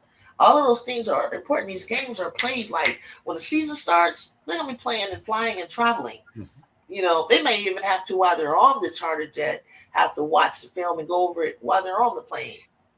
You know, when they should be resting and so on and so forth. So it's a lot. It's a lot, but I think I like what I see. What's up, B Will? What's going on, Juju? What's happening? What's up, B Will? I'm Joe. That's Joe. Yeah, he was welcome. He said hi to you earlier. Oh, okay. Thanks. Yep. Welcome. Pleasure to meet you. Oh, what's up, B Will? What's up, brother? Hey, What's going on, Wody? before you say something, B Will, if you want, did you guys see the score right now? Yeah. That don't mean nothing. Don't mean nothing. Okay. Whoa. I had to leave for a minute. Okay. No, whoa. I said it earlier. Sky beat the New York badly last year. Remember when they opened up? Oh yeah. So I mean, if we want to go off of that, prior history, sure, beat the hell out of us for our first preseason game so we can go back to back. Yeah, do that. Get us fired up for the season. Yeah, I see the motivation. Yeah, go ahead. Look, Wody, don't be that way. I wouldn't even came for you at all if you hadn't been talking about look at this ass whooping. Mental ass whooping. Or UConn was up. wait a minute, Milky. Wait. Reddit said I turned the game off. Let me go back. Yes, it's 89. Connecticut to 73 with 6 minutes and 49 seconds left. 16 points. It's not undoable. No, it's not undoable. No, but absolutely not. Absolutely not. It's not. I wouldn't get comfortable if you really want. They really wanted to. No. So here's the thing, Wody.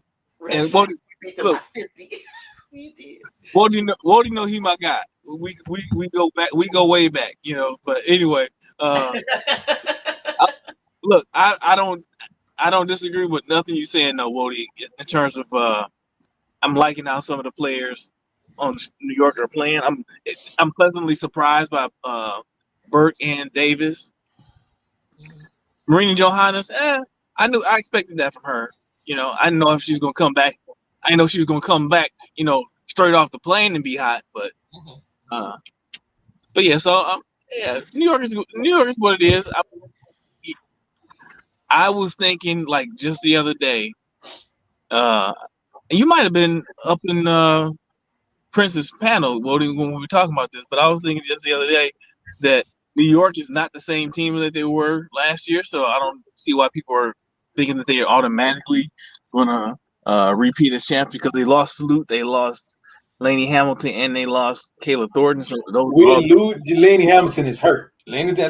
But she has a chance to come back before the playoffs. After a year. Wody. She's suspended. She's injured. So y'all lost her. She didn't get traded. I ain't saying that. Y'all lost her availability is what I'm saying. So right. Like they all three of those were big pieces during the season last year. They were. But so, I will say this. Like I know you was on it. I will say this though. What is the addition of Tasha Cloud? What does the addition of Tasha Cloud do for our loss of Lainey Hamilton, defensive presence, and our loss of Vandersloot, our playmaking presence?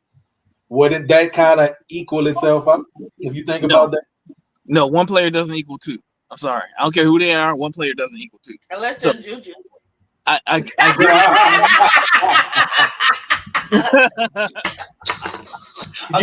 all I'm saying, Will, you know, this is not me super glazing it, but because Natasha Howard, I liked her overall for her game, right?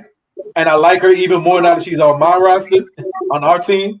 But let's be honest, she was a defensive all defensive team candidate, right? Great defensive player and a great playmaker, right?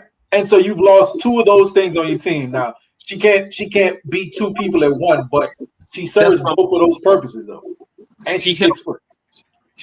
she helps. And so, Wody, I'm saying this, Wody, but please believe, Tosh Cloud was my favorite point guard last year. So, Really? yes, Tell Tosh Cloud was my favorite point Tell guard me why. She's cool. because of everything Wody just said. She ain't like, she's not gonna be your, team's high scorer in that, but what she's gonna give you in the realm of defense, playmaking, ball handling, and she can get you a bucket when she need to. She Because does. she will go off for 30. You know what I mean? She'll go off for 30. Yeah, but she's playmaking. She's getting everybody involved. I love Yeah. that. Right. She's my favorite. She's my favorite point I guard. did know. I did. It's funny B. Will said that because I was trying to figure out, like, when I watched her for the Mystics, I thought she was awkward. I was like, why is she a point? But then the next year when I seen her, I think on Phoenix, right? I was like, oh, she developed the left hand. She's going right. But what she brings to a team is so intangible. It's something about. I know there's plus minuses with her when she's on the court because you could tell that the intensity of the level of the team goes up. And something he just said, which is very, very true. If nothing else, if we need to get a bucket, or she can get a bucket for you. You know what I'm saying? And she'll do it in a bunch to where it's like, dang, I didn't know you could score like that.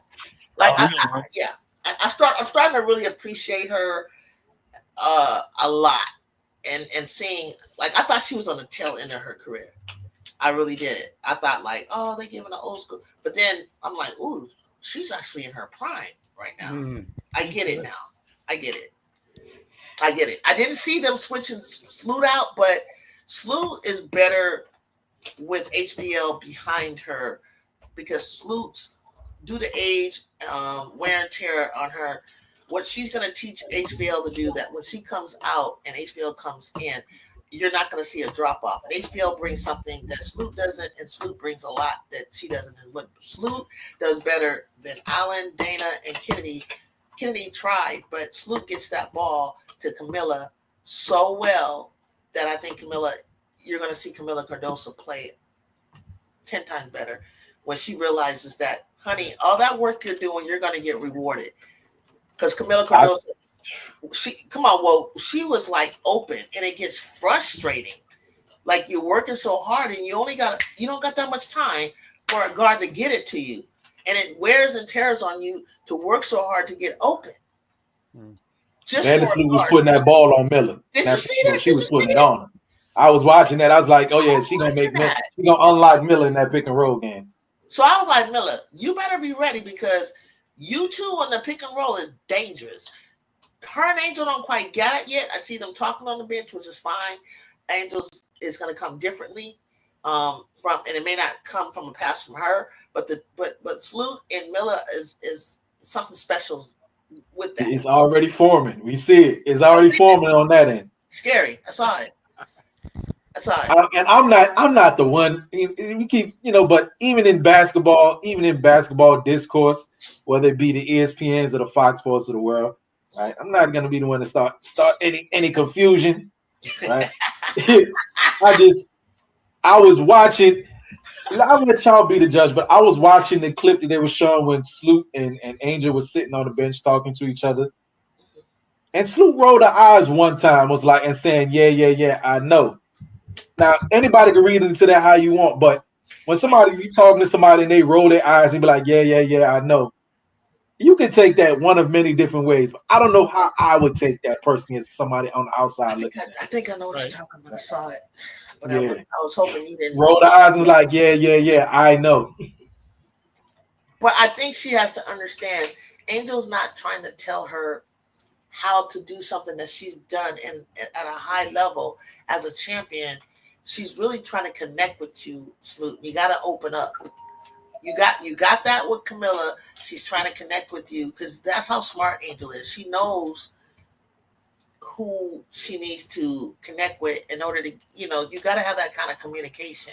And then I saw her kind of loosen up a little bit and kind of like seem like I did notice what you're talking about. Is my point. I saw kind of Sloot like not listening, but kind of and it's like, child, don't do that, please, because Don't do that.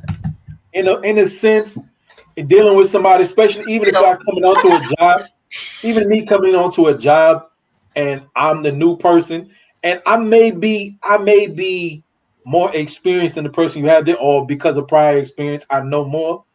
Right? When it comes to dealing with people, especially in that the more senior, the more tenured people, the way I think the best way to kind of handle them is either like ask them questions, right? Even if you may already know the ask them more so of like telling them like how you would do something. Ask them questions. You know what I mean? And if they're one of those people, because you'll find out over time if they're one of those people who don't mind helping. You know what I mean? They will, or they may be one of those, they're not so conversational. They stand off until they get to know you, or they may not like that you're there. You know what I mean? Your presence may be threatening to them because they might be going for their job, and they may feel threatened. But I was thinking of that, but I was thinking, how is Angel a threat to Sloop? Now, don't look at it as a threat though for Sloop, but I think it more so. Okay. I think Angel was up there like. She was the way I don't know. I couldn't tell what Angel was saying because she was covering her mouth, but it seems like she was trying to tell Sloop how she wants something done, or like what she saw. And like Sloop was like, "Girl, I've been doing this. I know." Yeah, and that's how I felt that she reacted. And I was like, I said, no, like I should be. She's like, I should be teaching you how to run this. Like, I know you're not trying to tell me how the play's supposed to go. No. That's what I was. That's what I think I was saying. And I was thinking, like, Sloop, don't take that wrong, because when I was the off guard, whenever my post player would say, "Juke, this is," like, we had to communicate. I needed to listen where you wanted it, right, Joe? Yeah. You got to tell me.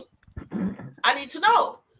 But I told them in return, if you don't pin or seal that person off behind you, I'm not throwing the ball to you and getting the turnover, getting my ass on the bench because you didn't seal them off. So if I bounce past it and your hand was here, I did it because you didn't seal the person off behind you, but I still gave it to you. Now you got to figure it out, because you didn't feel behind you to know the person was there. And that's when and then when we figured out, oh, that's why you gave it to me. I said, yeah, that's why I gave it to you here instead of where you asked for it, because they sagged off of you waiting to steal it. Mm-hmm. Yeah. Joe is saying hi to everybody. You guys, I want to thank you guys for coming up here and just continue, please, for me. This is really good. We got 176 people viewing, 166 and Twitter, X, I'm on Twitter, 167 now, 12 and YouTube. Those of you on Twitter, you can go to my profile page at Everybody Love Juju12 or Julie MI, and you can see in the profile and say view YouTube. You can click on that and it'll take you right in here. Come say hello. Please, before you leave, don't not subscribe. Please subscribe, because what you can do is join us in conversations like this. If you don't want to come up, or you just want to type in the chat, do that too. We're going to read your comments. We're going to laugh with you, because I follow, like I told Joe, I follow Twitter, and I bust up with my Juju people. I made a mistake, Jacob. That wasn't Nippy. Is not Nippy. I thought it was. I don't know. All this time I was following Twitter because she told me she should be on Twitter, but KINNA is hilarious to me, and she'll be having me busting up about Juju content. And I was telling Joe in the very beginning that I was glad to see them come over and say hello like they did today. Some of them have subscribed because my numbers are going up, and I wanted to say shout out to them for doing that. And they're watching the game right now, and we're all from Trojans looking for our Rayah to get in the game. But I'm glad Woe came up, because this is Woe's team. I'm born in New York, so I always like East Coast teams. My whole entire family. Hey, I didn't know that, June. Yeah, I was born in Bronx Lebanon Hospital. You see? Yeah. Once a New Yorker, always a New Yorker, Jew. Once a New Yorker, always a New Yorker. And so my whole entire family is on the East Coast. I got a brother, cousin-in-law. I think he's still in Connecticut right now. So you that cousin that went to Cali and switched up style, but still, you know what I mean? But still wear New York Yankee fitteds. Right. And everybody, like, when they would get on the phone, they have that accent like yours, and then my mom's side is Caribbean, so that everybody would have this tone. But when I went to go to New Jersey, where my grandparents on my dad's side settled, they were listening to my voice and thinking it was like the most fascinating thing. And I was like, what are they looking? Why are they doing? My auntie said, they like your accent. I said, who got it? I said, no, you have an accent. I don't have. She's like, no, you have a California accent. I said, y'all have this accent going on. It's cracking. So when Woody talks, there's different boroughs, right? So you got the Queen, the Brooklyn, the Bronx, right? What else? Harlem, where my mom, grandmother grew up, and then you got where's Alicia Keys from again?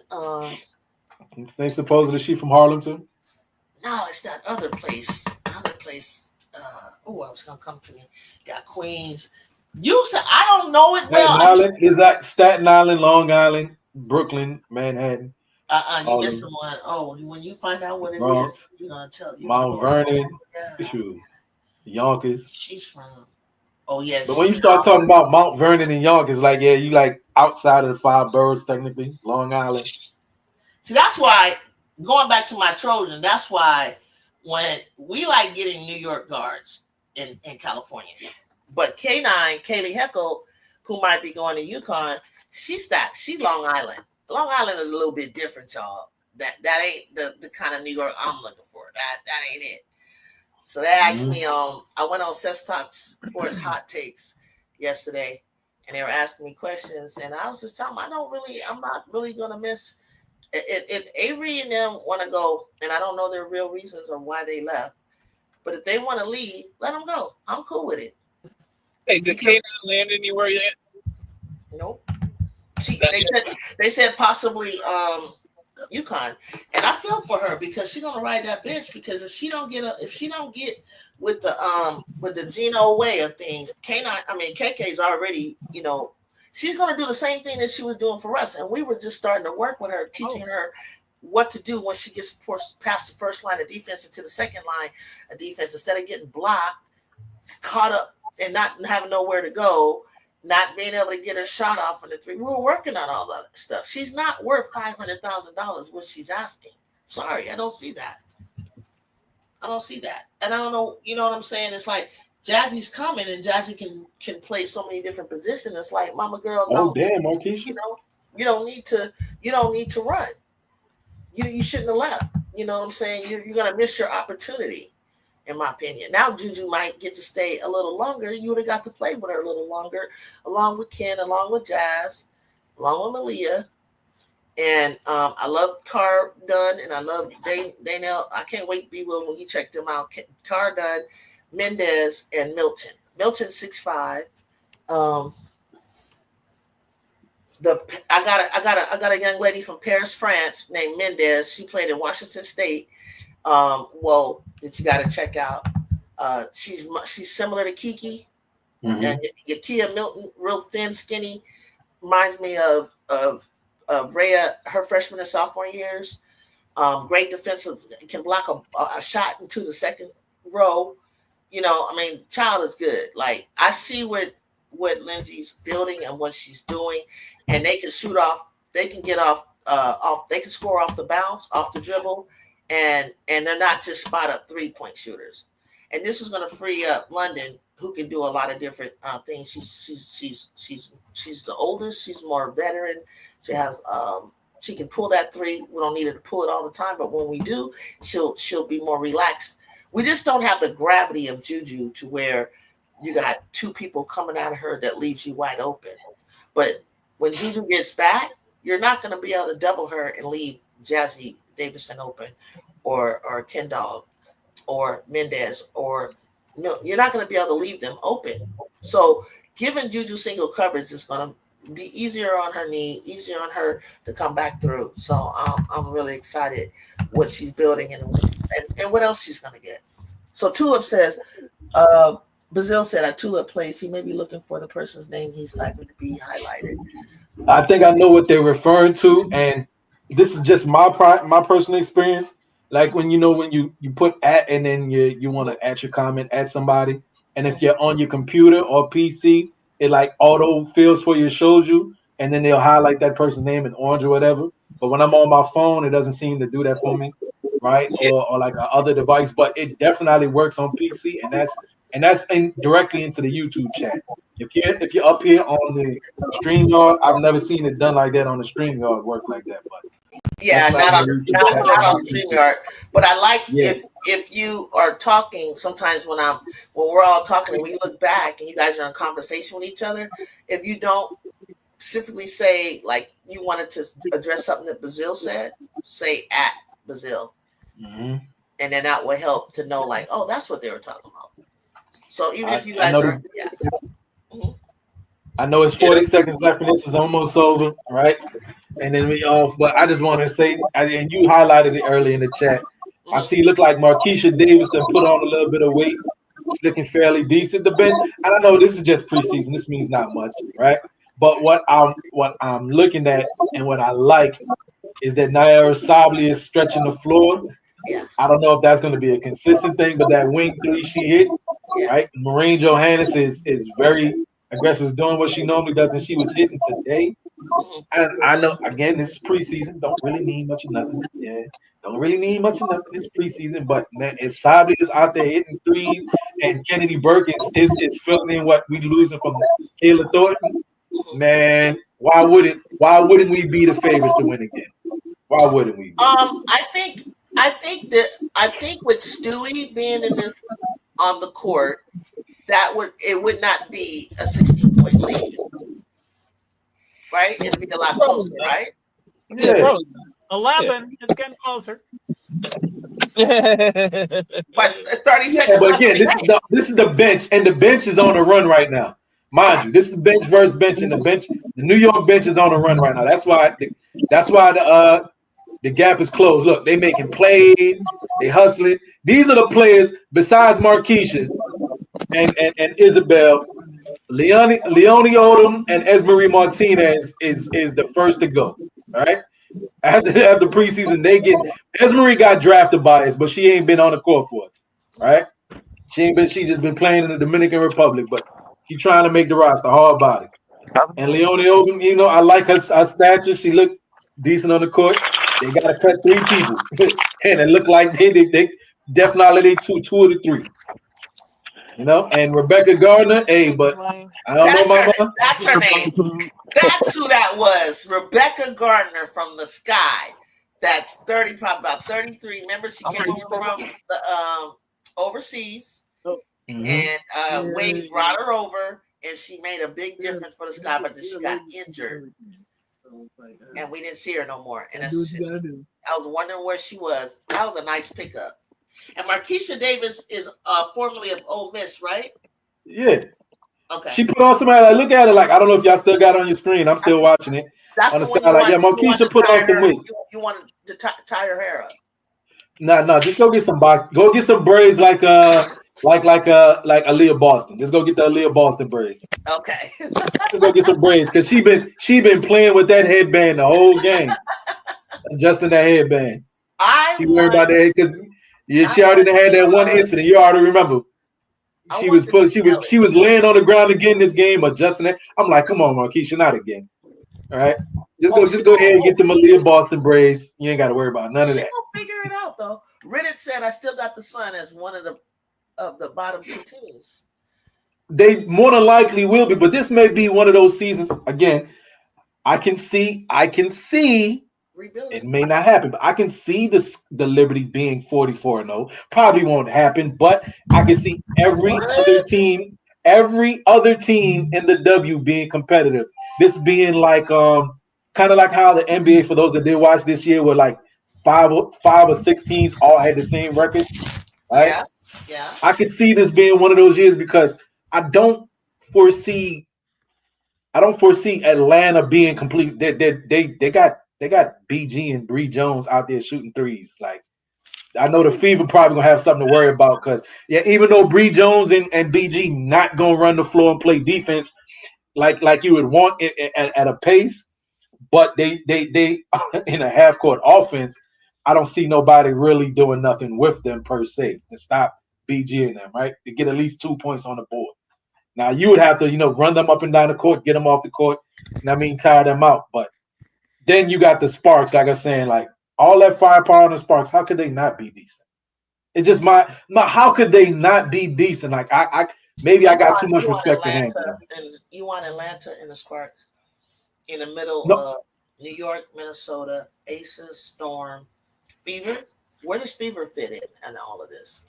In the top 5, where do you see them? They should be top 5 with the type of talent that they have. Joe said 3. Okay. I think the Fever would be better than the Lynx this year. Ooh. You saw how the Sky beat the. You saw how the Sky beat the dog poop. Beware. You saw how Angel Reese put Beats foots to behind. It was preseason.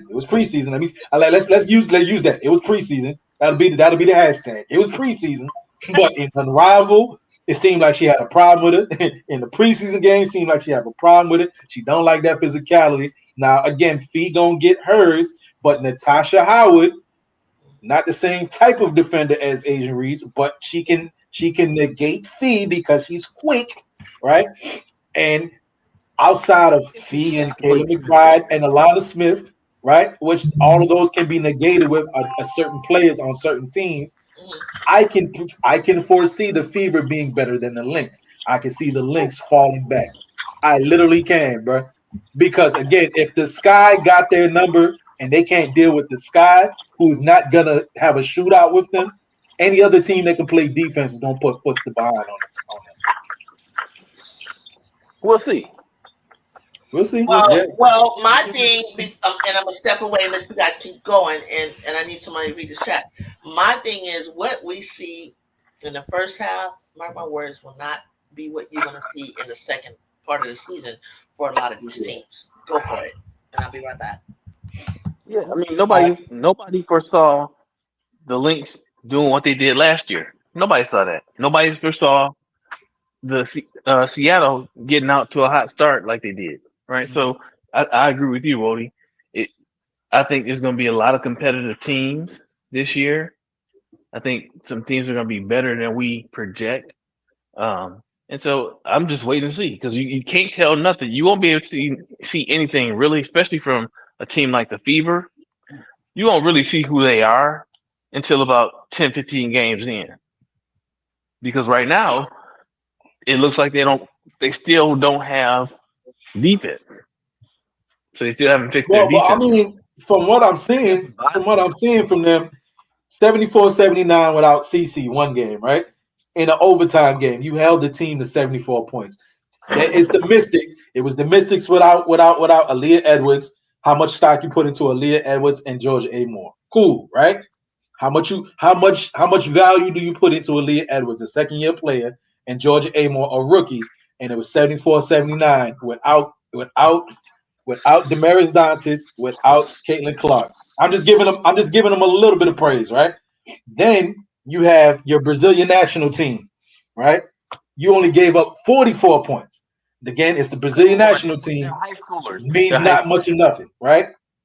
A good preseason test is going to be this Atlanta team, but then again, Atlanta is a half-court team, not a space and pace team yet, as far as what we see.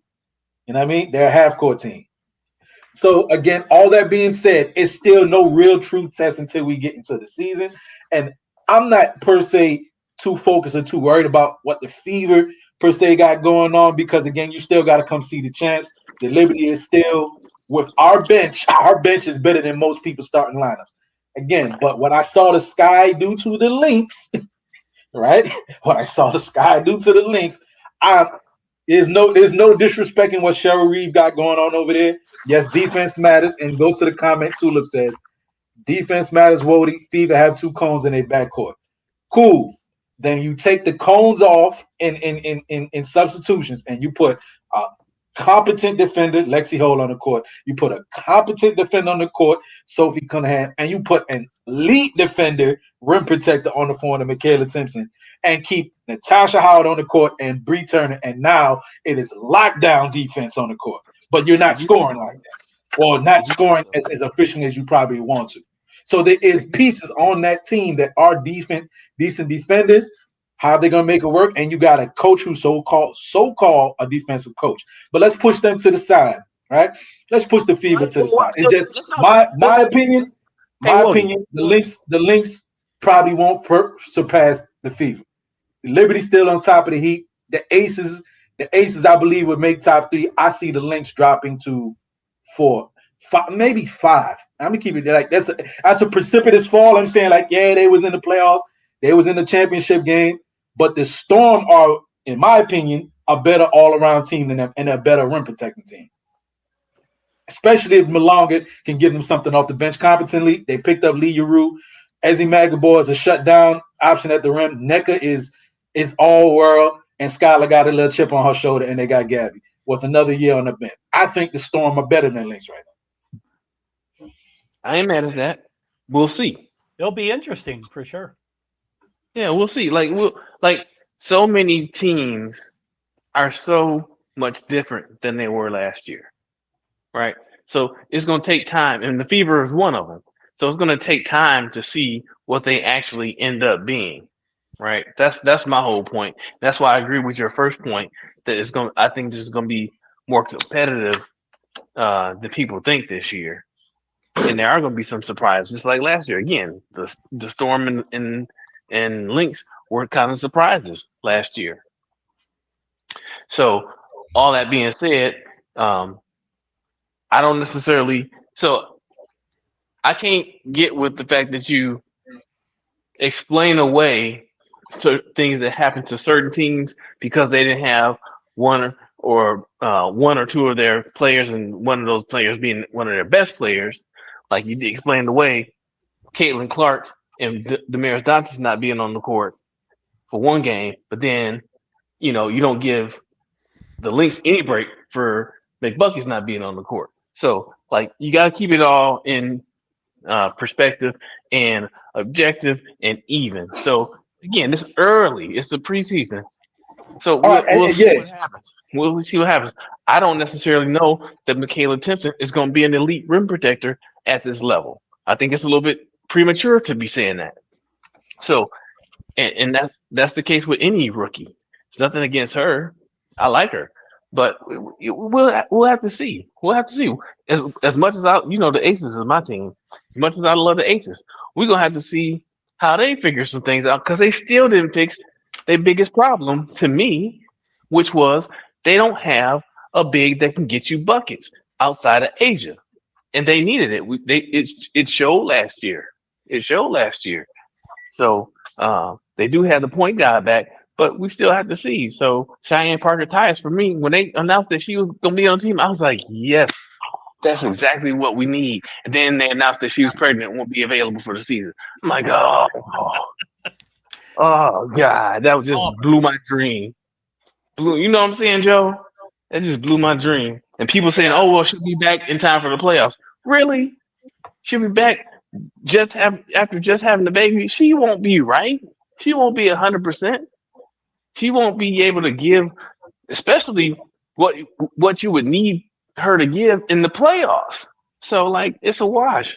We'll see what happens with her next year. You know what I mean? Like so. No doubt. So I just I feel like a novice compared to all you Titans, but I just wanted to I appreciate the comments. I can't highlight them, so I can't throw them up onto the screen. But Tulip, you've got some great ideas. You have great comments. I love hearing all your stuff. I wish I could highlight, most all of those. But, she says she foresees a repeat of the finals. I'm not opposed to that. I think Indiana and the Aces might be kind of in that mix. But yeah, I'm not opposed to that at all. And then honestly, that's the only two I see in the mix. Really, the New York and Minnesota? No. Not when you said the Aces, Fever, and Liberty. So I'm kind of again. B. Will gave his points, and so even you and Tulip. I foresee teams putting the beats on the Lynx when it gets to the playoffs, gets to that Final Four, to that championship game. Wow, Because that's again, if they gotta lean on Fee, I think somebody, thank you, Angel Reese, for exposing Fee don't like physicality. Yeah. And thank you so much, Angel Reese, for exposing that. We will be beating the crap out of Fee if we see her in the playoffs now. In the paint. But Tulip Yeah. said, did you guys see this? Tulip said defense matters. Well, Fever have 2 cones in their backcourt. Hold on to that. And the 2 cones are Caitlin, and I would assume Tulip, you mean Kelsey Mitchell. Kelsey Mitchell. Yeah. And then Lynx are the best defense in the league. Tulip says people don't learn. Sleep on Lynx at your own peril. Underrated team. Okay. Yeah, I'm Hey, about Juju, I'm about to put Natasha Howard on Fee. Well, let me, My bad. I'm not Natasha Clyde. Pardon me. I'm talking about my Liberty. No. Natasha Clyde. I'm about to put Natasha Clyde on Fee. She'll come down. She'll come down and drop down on her when she's trying to. But Fee got that Dirk Nowitzki fadeaway. Okay. Yeah. So, And if that's what she's gonna go to, I guess we gotta live with that. But I'm putting Cloud on Fee then. We gotta come down to it. I'm throwing Cloud on her. Just rough up. hey, listen. Hey, Juju and Joe, I'm about to give y'all a little bit of insight.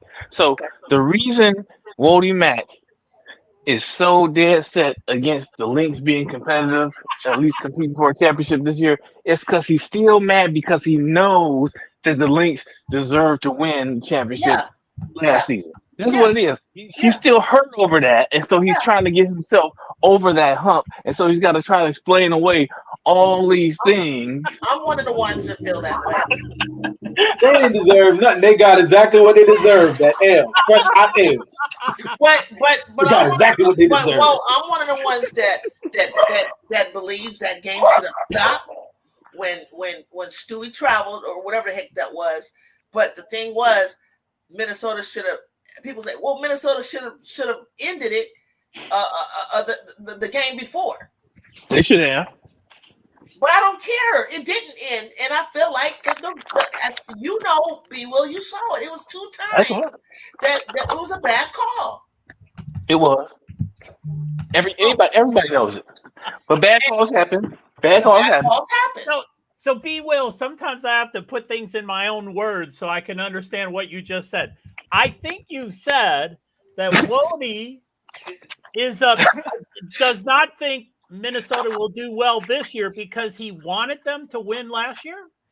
No, because he didn't want them to win, and he knows that they should have won if it wasn't for. Oh, except for the calls. Okay, I got it.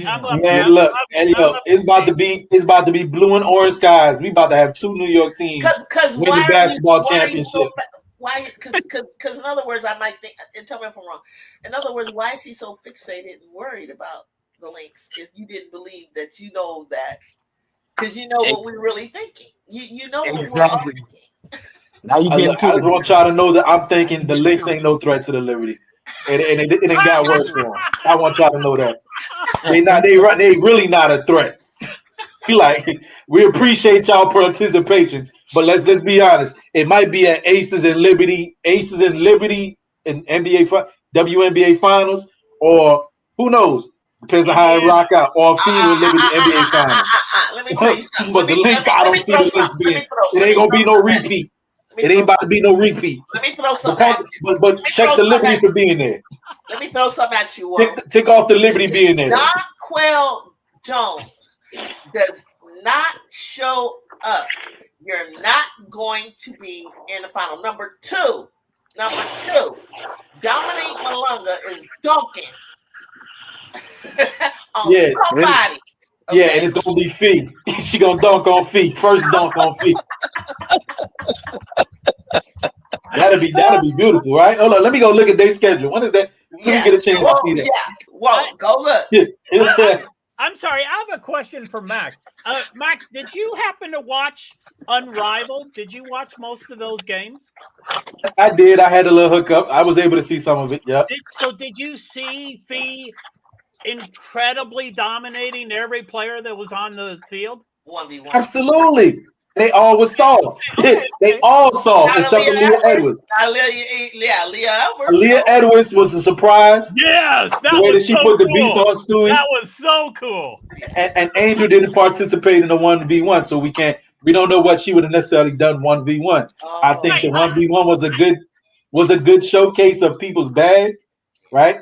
I'm big on Ryan Howard, and a lot of people just she's great. not very favorable of Ryan Howard, but I'm big on Ryan Howard for the fact that she's 6'2". If it was a switch everything defense, and she had the type of coach that held it to account, right? She should be switchable on everything from the 4 on down to the 1, right? Yeah. And she does have a bag. She got a bag. It's just surprising that Enrique was the one that showed more heart than a player bigger than her. But hey anyway, Wody, I'm glad you said that, because I've been saying this for months now. Ryan Howard, yeah, not years, months. Ryan Howard could literally take over a game on offense and defense if she was locked in. If she's locked in. When she's locked in, watch her play defense when she's locked in. When she's locked in. She's like a stopper. That's the problem. When she's locked in, she just don't lock in. I'm not a fan because she's not locked in. And I don't know what happens to her that she starts like settling for threes, not playing. I mean, if she would be an amazing two-way player. Yep. You know what I mean? If she could just stop trying to conserve energy, and Howard does look bored most times, and I can't stand it. I cannot. Brazil said Howard looks bored sometimes, and that's what kills me. And that's when, as a coach, you need to yank her out. She got that. She got golden retrieving mentality. She ain't a K-line. She a golden retriever. I think Ryan Howard is a good bench player. I mean, I think I would pull her off the bench. I think she has limited time of coming and going, but I think she's great. I think she is. I think she does some amazing stuff. Like when she goes off and she's getting 30, and she's in that mood. But then she gets in her head when she gets in her head sometimes, and then that's when I feel like, come here, come sit next to me, talk to me. Like go sit next to an assistant coach and get out of yourself right now, because you're slowing stuff up. And we all know that Lisa Gray can go off. And then we got, Lisa Gray can go crazy. Not Heidelman, that's on links. Nas Hillman. Nas Hillman, yes. Natisha? Yes. Oh. Yeah, I like Natisha Heidelman. I like Nas Hillman. I like BG there. And I like Brianna when she's in shape. Brianna, the girl from Jones that came from Connecticut. When she's and not injured, they're gonna be middle of the pack, like they were last year, battling with, Sky's going to be a little bit higher. They'll be back where they should be, like 6th place and stuff like that. But don't sleep when I say that. When I say 6th place, or anytime a team is in the top 8, that's fine, as long as you get to the playoff, because the playoff basketball, to me, is totally different. Anything can happen. You can zoom up. Like, I felt like the Fever, I had them, and nobody could understand. When I saw them in the second half, I said, "Oh, this is a team that's in the top 4." But they almost got there. Matter of fact, I almost had them in 3. I was like, this team is pretty doggone good. But because no one had ever reached that far in the playoffs, no one knows what a championship. They had no one with any experience of. Now they do. Now they have people like DeWanna Bonner, who's probably won 3 championships. You feel me? And you got players. I want to say Natasha won 1 too. I could be wrong. I like that girl. I like that young lady Dantas as well. Demetrius. Yeah, she's a sleeper, and she's gonna. Yeah, if she does what I think she can do, she's gonna play more than Tasha Howard. Tasha Hey, Juju. In her head. Damaris Dantas is in shape this year too. Oh no! Okay. Oh, they pulled her off the couch last year. I saw her something come on the Instagram feed where she was just out and about with her family. She's in shape this year. Oh gosh, okay, we're gonna talk about this when it happens, okay? Because B Will's gonna keep me on this. Watch Dantas, because that's all I needed her to be, was to be in shape. You're gonna hear her name a lot. Oh, Yeah. Lexi Hall too. Yeah, I mean, because at least Lexi's won a college championship. You know what I'm saying? Mm-hmm.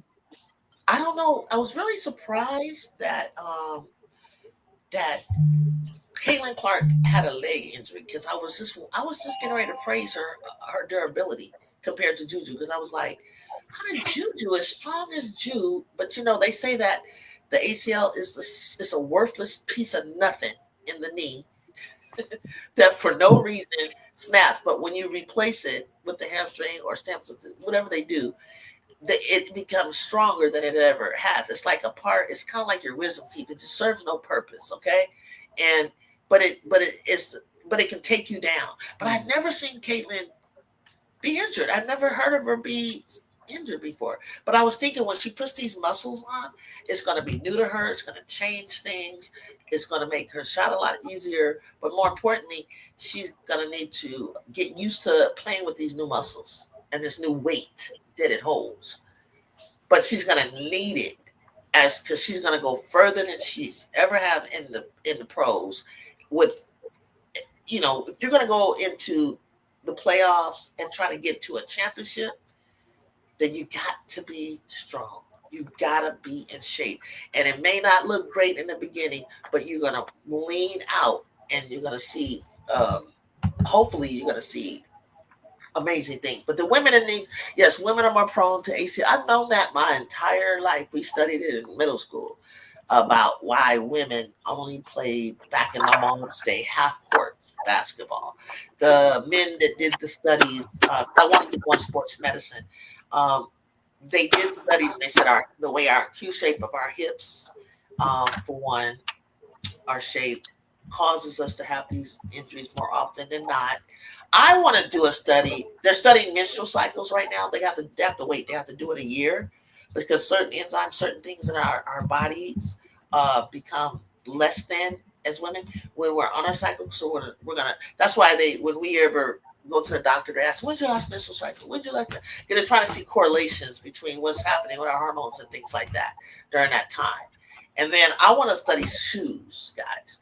I have this theory about these basketball tennis shoes. I kind of feel they're not supporting the ankle, which puts pressure on the knee, which pressures on the hip, it does this. And I just feel like these tennis shoes and these low tops, they look good, but I just don't know about them being the best thing that we should be wearing. So I can't wait, and I hope somebody takes it serious and really studies these injuries, because how many do we got now, guys? Be well, everybody. How many ACLs do we have? Oh man, we got about 5 right now. Yeah, What? it's a plague this year. It's like a plague. Yeah, it's like a It's like it's plague. contagious. And I want to know, like, what's the correlation between all of these ladies that have done it? From Katie Samuelson to Juju to Nika Mule to actually Cam started it off. Who else? We just got somebody recently. Jordan Horston. Jordan Horston in the AU, and then Georgia Amore. I think Jordan Canada just did it. Yeah, have they released it? They hadn't released what she actually did. They did yesterday. Okay. Yesterday they hadn't. I don't know. They said they were supposed to release it today or something like that. Okay. I need to keep an eye on that. But I really want to get nosy. I really want to know so much about that, because, I mean, I was in my chat at the time when we were watching Juju, and I had friends at the game. They said in Galen, it got so quiet, and so kids were crying. My chat was ready to stop watching basketball. We went in the morning. Like, when you see your favorite player go down, like, even right now with Steph Curry in the middle, he's not coming back to game 4. Like, come on. You barely was hanging on as it is. It's like, bro, really? What is it with this Kyrie, you going out? Like, it's just it's too much. It's too much, and that's why I can't even bank on, like, I really want to say so and so's gonna be the number one pick in, you know, out of their class. But I really, in the back of my mind, I ain't gonna lie, I'm always thinking, like, barring injury, I'm saying everything I'm saying. So and so, Caitlin Clark is gonna challenge Agent Wilson for MVP this year, barring injury. Because no. She has a leg injury right now. And if they don't do the right thing, whatever that might be that she needs, and I know that they're banking the fans, or, she can't succumb. Oh, Ashlyn, thank you. Ashlyn Watkins, thank you.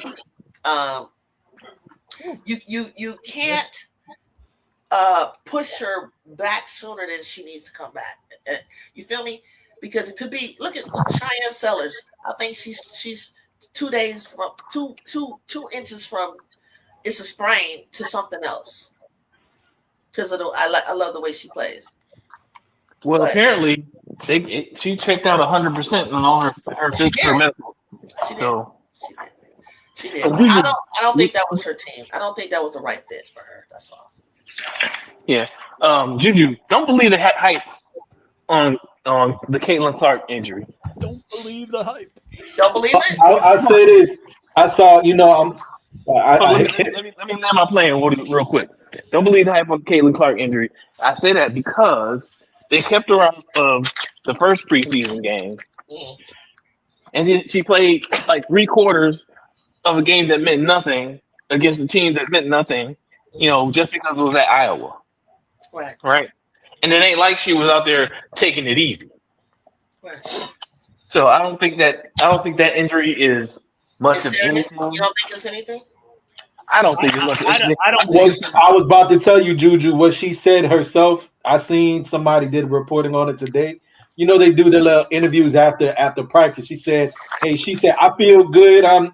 She said, I don't feel bad. I feel good, so I expect to play tomorrow. So she said that out of her own mouth that to tomorrow's preseason game, she expects to be on the court. She said she feels great. So Brazil they said taking precautions. You know how they take precautions with and then she laughed, and they said they showed her on the bike, and then Michelle, hey Michelle, what's happening? I didn't see you. I meant to say something earlier. She's just doing load management. She'll be fine. Okay. Yeah, she just tweaked something. Okay. She just tweaked something. I think during the game she was jumping up and down pretty high and on the bench, right? Like cheering. Quite a few times. So I think they just wanted to give her a break. They just wanted to. They didn't want the fever to only be about Caitlin, so I think that's why they brought her out.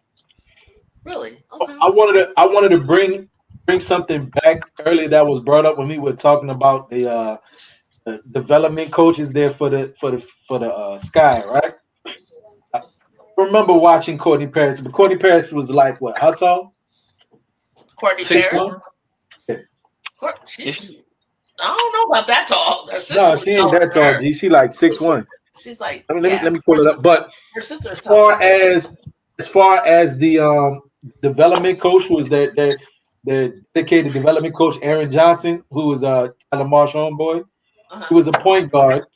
He's 5'8", right? 5'8" point guard who was the senior year did 11.7 assists, right? So, for all the ball handlers on the team, I think he would serve a great purpose in helping them, like the Michaela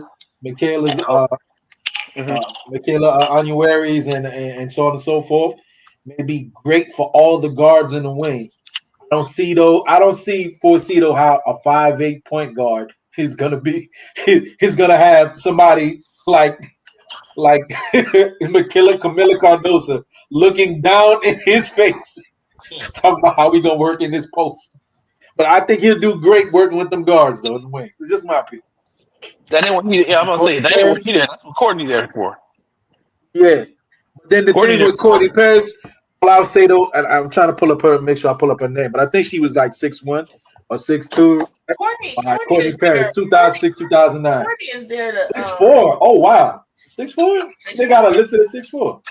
which I'm shocked because I thought the sister was taller than her, and I think I see her working with Camilla more and helping them get position for the rebounds.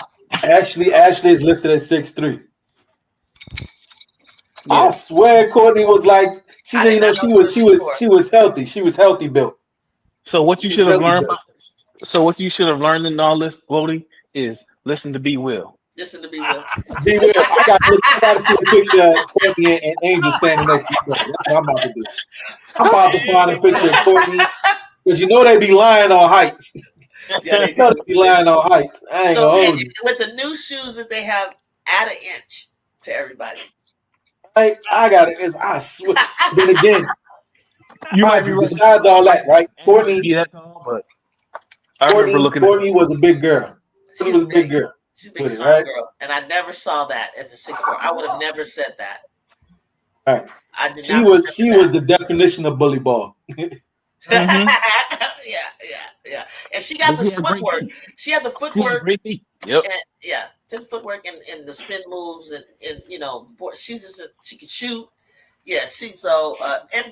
Michelle said Court works with post. She's like 6'3", 6'4" post player. Yeah, that's what I thought. More like 6'3", like that. Not like 6'4". I really did not see that. I mean, I thought she was 6'4". It's the same.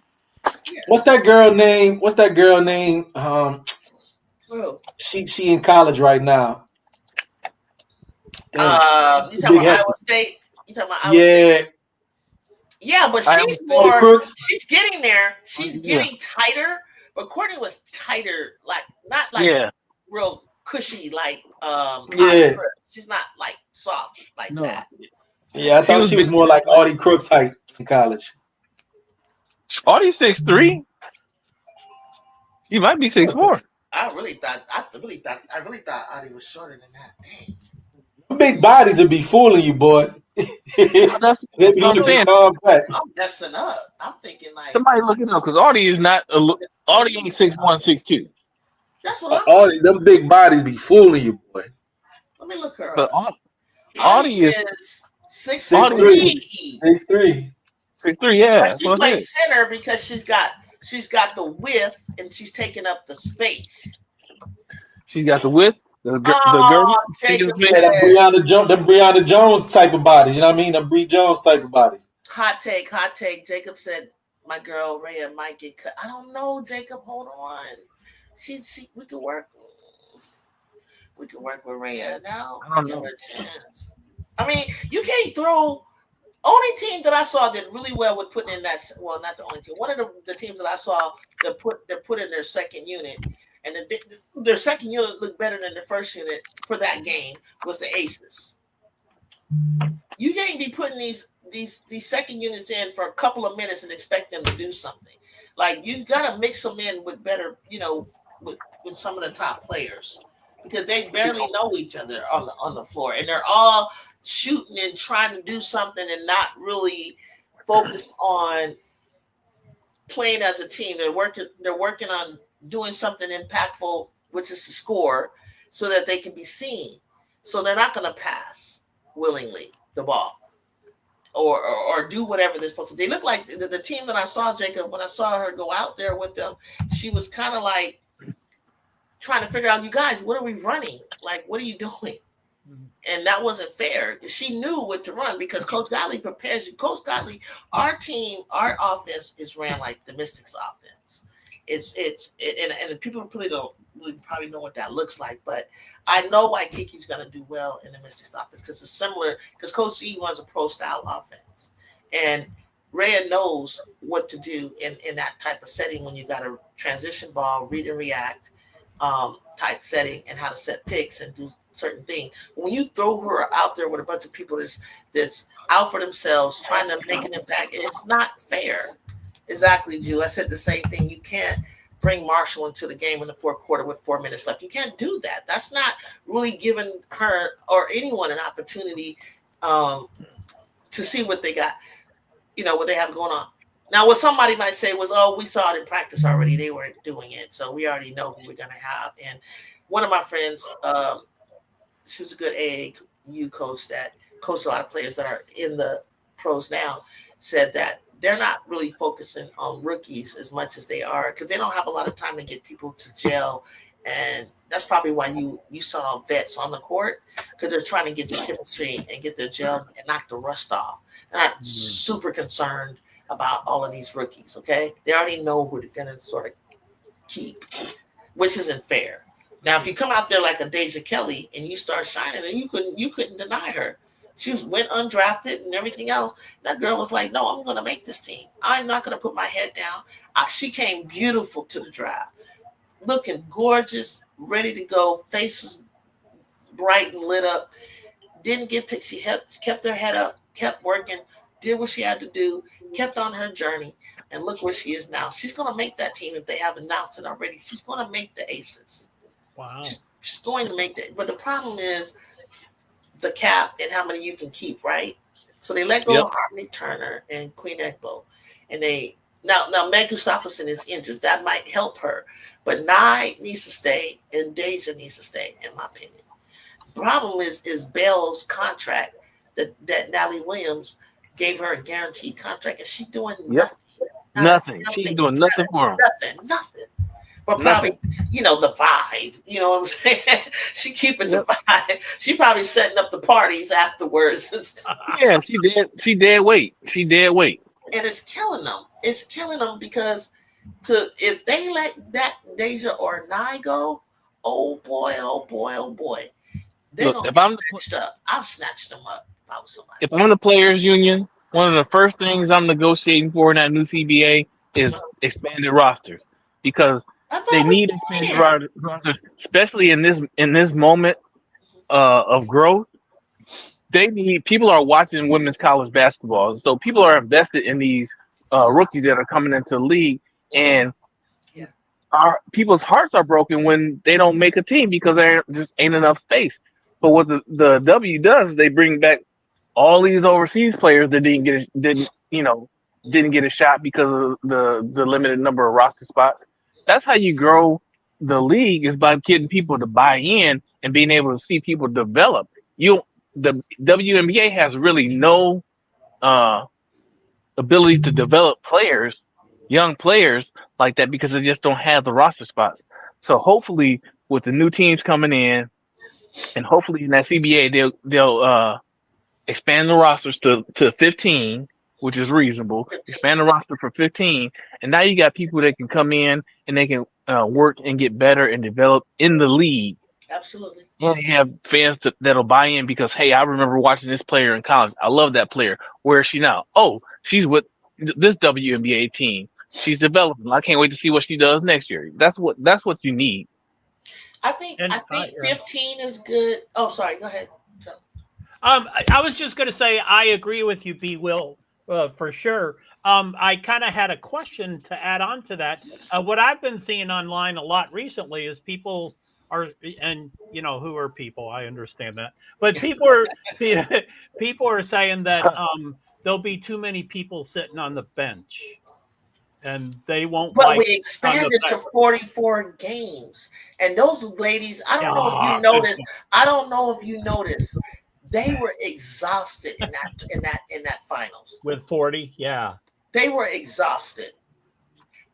You go to 44 games, injuries occurred, people are tired. I know you can pick people up like they did out of Super Sims or something, whatever. But if you need to go 15. But how about this? I know you asked the question, Jacob. No, they can't cut her. She's on a guarantee. Maybe you can buy her out or something. I don't know. I'm not skilled in that. No, they can't buy her out. Can't do it, Jacob. And that's why everybody on Twitter is going off. But listen, why do you think, that you guys that they should let the international players play before they're 22, but they don't let Americans? I've heard the argument that if you start allowing players coming in earlier, that you start getting a bunch of underdeveloped players getting into the league, and then hence they still either watering down a product or then still more players not being able to make a roster because they weren't ready. But of course, it's different, I'm a right? firm Because believer. they play international pro ball. We don't.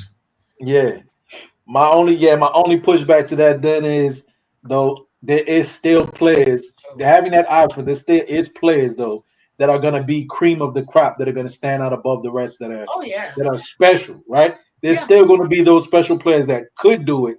So, in my personal opinion, yes, let those that can do, but if I think there should be a out for those. Like, hey, I think I'm one of those type of players, but you don't get picked. You should be able to go back to your college team. Leave enough room to where Ooh. if your college team wants to pick you back up, you can. If not, then you're in the portal, right? So like You know, you didn't completely throw away your collegiate career, or you have to go overseas now because you declared, right? Like this just I don't know when college preseason work and off season work starts, but I would damn sure assume that there's enough time for it's enough. It's enough because replacement. the draft was what April after April, and then they start working out in June. They'll know in enough time if they're going back to college. Yeah, like I would say, give them that opportunity to put themselves back in, declare or put themselves back in the portal. You know, nobody picks you up, and if you don't do that at a certain time, like say you're like I'm returning to college or whatever the case may be, then your school will move on without you. Because I know that some coaches or some players or some teams will be like, "Hey, well, we need time to replace you. We don't know if you're going to be here." Well, hell, how much time do you need? Is you got like 3 or 4 months before your next season in college starts. Like, how much time did you really need? I mean, I'm pretty sure you can figure it out, you know, within a month's time with your player after the season is done. But yeah, for the cream of the crop, 19 and 20-year-olds, let them go ahead. Sometimes it's earlier than look, in a month. hey, Modi, just put it into perspective. The draft is 2 weeks after March Madness ends, right? And not everybody going to March Madness, right? Yeah, and so you know on draft night if you player to put your name in the hat and you didn't get drafted, you know on draft night that you didn't get picked up. You're not a lottery pick. You're not. And if you have a option to go back to your school, then you're probably not going to take that training camp contract because that's so not guaranteed, right?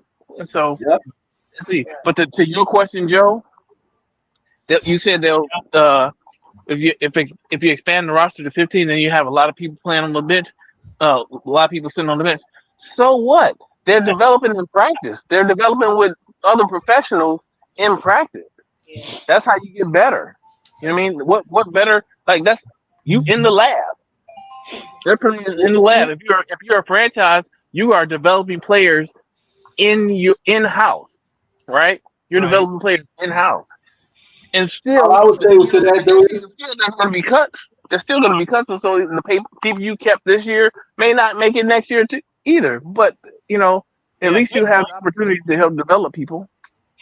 The only thing I will say to that though is, and maybe everybody has a slight different feeling because again, what certain players can do or what certain coaches can do to help bring out the best in some players is different. Like a lot of people who are familiar with what Kurt Miller did with John Quell when she was in Connecticut, saying helping her unlock her game. Like the player development staff in some of these teams is probably lacking, or they're not actually developing the players that they have properly or to the best of their ability. Then maybe there's some former players who would probably be great at it, like hence where we use like how great Lisa Leslie was in the post. Like you can't tell me she can't teach somebody something. Or other great players like that who were really, really good at their craft, however they prepared. And I'll use for a perfect example, right? Let's say at the end of her career, Asia Wilson wants to be a player development coach. What she does so well, you can't tell me she can't teach another post player something, right? Now, but on the flip side, then again, still, there's player development coaches here in the dub, whoever they may be, some of these men, some of these women, it don't seem like they doing nothing with the players they got on the end of the bench. I mean, when you think about what Cheryl did I saw her in the beginning trying to play Diamond Miller last year, and I get it. Diamond did some kind of injury or whatever, but Yeah. when she came back, we didn't see Peely or Diamond Miller like anywhere, like hardly ever again. And then I felt in the finals that she didn't go to Bridget Carlton and a lot of them. That she didn't go to the bench enough, and they were exhausted. Where New York was. Yeah. Well, you had a deeper bench talent wise too. You can't like you really can't count Peely because she was undersized and not used to lead. You couldn't count Diamond Miller because she was not as good as after the injury. She was not as good as she has been. Understandably, but when she got in, you couldn't trust her. That's what I saw from Diamond Miller. You couldn't trust her, because she was trying to do too much. You'd be like, oh, come on, Diamond. So I don't know like who they should have been using more though. They should have been using Dorka. They should have been using Dorka just to put a body on Jonquil because Jonquil, she's big, but she don't like being banged either. Okay, so you just bring Dorka in and you made a great point. For a couple. Just beat her up for sometimes, B. Will, that's exactly why we had Clarice on Lauren Betts. You notice how Lauren she couldn't do nothing. She couldn't get around. You can get around Rayah. Rayah's like a stick. You couldn't get around Clarice. You know who else beat up Lauren Betts in the post was Shania Fagan. Shania Fagan beat. Yes. She has Lauren Betts in the post. Well, Betts didn't do anything on offense. If you push Betts, and Betts, I want to see Betts. I want to see her improve with being able to come out of the post, the paint a little bit more. Mm-hmm. When she comes out, she's terrible. You can't be that bad. You can't. You just can't be as bad as she is, you guys. You know what I'm saying? It's funny, right? It's like the players like Fee and Betts and certain other players they're in the post, but they're finesse post players. It's funny, right? Yeah. And Fee has to be though. Fee is undersized. She has to be.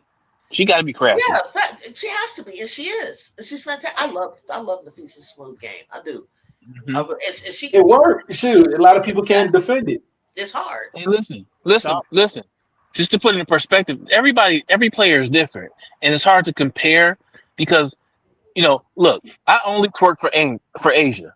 Asia is my favorite player. She the baby goat, best player on the planet. Great big, right? Great all around game. She's just doing it all overall. But she is not a back to the basket, beat you up in the post player. She's a finesse player. No, and I think Angel and Camilla, Angel Wilson. No, she's not. She's not. Asia gets grimy on defense, but on offense, just watch her game. She's not gonna back you down. She's not gonna back you down and do nothing. She might try to do that turnaround fadeaway thing, but you don't see her like, "Hey, Miss D, what's happening?" Hey, Miss D. Before I want to ask you one question before it gets away. Jacob wants to know because I thought of this when you said South Carolina. I'm thinking Fagan, and I'm thinking Asia. He said, "Do us as a panel? Do we feel that Bree Hall will be picked up?" Don't know. I don't know. What'd you say, Woody? I would say yes. I would say yes because she has value. It may take an injury, and the speculation was the Fever can bring her back. They just would have to wait a month to where they can pay her a little bit less because it's not that they don't have the roster spot; they don't have the money. So there's a roster spot for Bree, but they have to wait till they can prorate her contract, which is going to take about another 30 days. Now, what people were saying, this is all, everything is all so-called speculation. Here's hearsay. Some people were speculating, hey, they may tell Bree, look, we can't pay you right now. We do want you. We would love to have you, right? Look, this is what you do. We're going to pay for your apartment. We got you.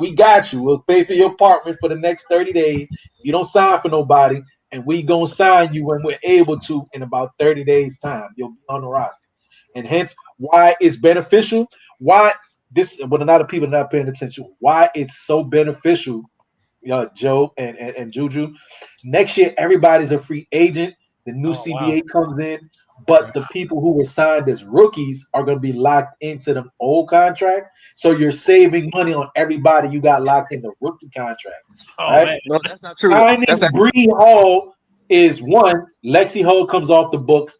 She could technically demand more money. You don't know if she's going to give you a discount, right? Sophie Cunningham comes off the books. You don't know if she's going to give you, again, you don't know if they're going to try to give you the hometown discount when the money goes up, right? They don't have to. But Aaliyah Boston, Dylan Clark, and Bree Hall and Michaela Timpson would be locked in rookie contracts when that all that happens. And keep in mind, also the expansion team draft. That's going to be 2 players that you're going to potentially lose for them 2 expansion teams also. So it would behoove you. I would assume they would want to save Natasha Howard because she was drafted there. I would, of course, CC, AB, and Kelsey Mitchell. And then your other 2 potentially, you lose out on Lexi Hall. Hey, Lexi Hall can be replaced technically. You can replace her with Bree Hall. You forget about Dewana. Dewana probably only signed up for a year too. Yeah, well, they all. Yeah, but I mean, Dewana also on the back end of her career. It's like would I protect Dewana when you know you got to give up 2 players and you can only hold 6 potential? It might still be 6. Maybe they'll do 7 because it's 2 teams, but still, right? Listen, what happens this year. I don't see her going to any other team. Only thing I can see is if there's some kind of injury, but on this team, what you got, Sophie, I just named, Dewana, you got Lexi Hall out there. I think it's going to be very, very super hard for Bree to make that team. Yeah. So injury wise, but like I said, without an injury. As far as the money situation and what if everybody is thinking futuristic, not thinking future planning. The reason why I think that makes so much sense is because of future planning, because of the expansion draft that's coming, where they got to give up 2 players and the CBA, and everybody's a free agent. If you put those to the forefront of your mind, well, hell, Michaela Timpson can't go nowhere. She's a rookie, so she don't get paid extra, and she can't go nowhere. She's locked in for 4 years. And Bree Hall would be locked in for 4 years. They need to keep Timpson. Sorry. Yeah, I'm gonna correct you on something. I'm gonna correct you on one thing, Wody Mac. So the rookies, any rookie that signs this year will sign a rookie scale contract. So basically 3 years with a 4th year option. But they won't be locked into this year's rookie pay scale. They're projected, it's speculated anyway, that the rookies that sign this year will see an equitable increase. So they'll get the new rookie scale, but they'll just be locked into contracts. So that's really the difference, as far as I understand. So they'll be locked in. Guess what? But they'll get the new money. They can get the new money. Yeah, that'll be nice. Hey, I respect that. That would be nice. But guess what though? They still would be on a 2nd round pay scale. They're not getting paid with first one. They both was picked in the 2nd round, so that's still beneficial to them. Yeah, it still work out. It is. I was just letting you know that they are not getting the same equitable money. They'll be getting equitable money. They'll just be locked into Juju, if you check me too, right? And even if it's more equitable money, they still paying them less than what they would if they was free. Right. It's still a rookie scale contract. Yeah. Yeah. So what is that? 76,000?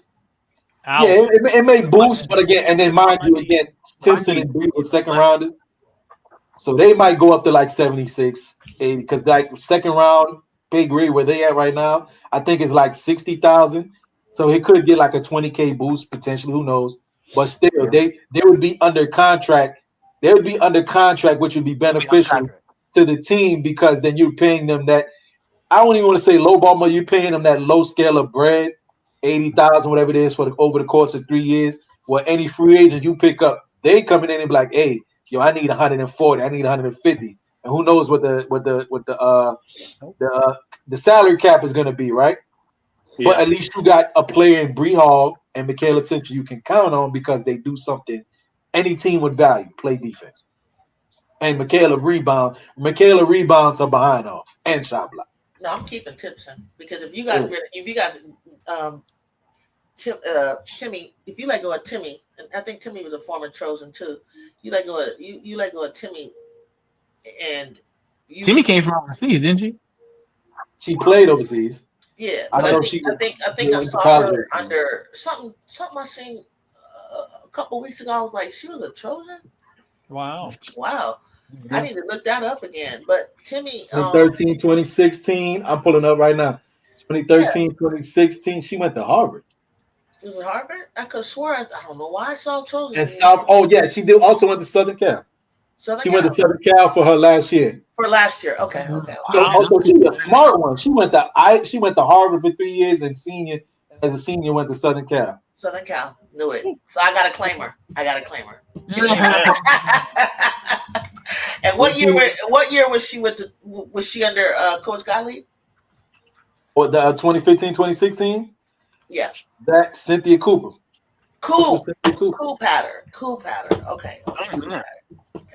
Yeah, nobody really knew that. Yeah, she was a Trojan, and I knew that. It was crazy though. She was 13 points a game and 8 rebounds in college. So she was hooping. She was hooping. She was doing it. Coop just didn't probably really have. I went to a couple of about 3 or 4 of her games when Coop was coaching. She just didn't really have that star like player from SoCal or wherever at the time during that part of the season, because 2013 Gottlieb went to the Final Four, so then you got 14, 15, 16. Around 15 and 16, I don't even think Don was winning at that point. I think it was still Gino, and it's it's kind of like when Jordan was winning. You had Barkley not get a chance. You had Karl Malone not get a chance. You had Gary. You had all these greats around, but nobody could get past that one. The Huskies, couldn't get past UConn. So we never really know who were the other teams that were out there doing something. Who was it Notre Dame? Probably was. Was it Tennessee? Probably not. LSU. Who was in Georgia? Who was the teams that were out there that Breanna Stewart was up against? You talking about the best teams that year, 2015, 2016? Yeah.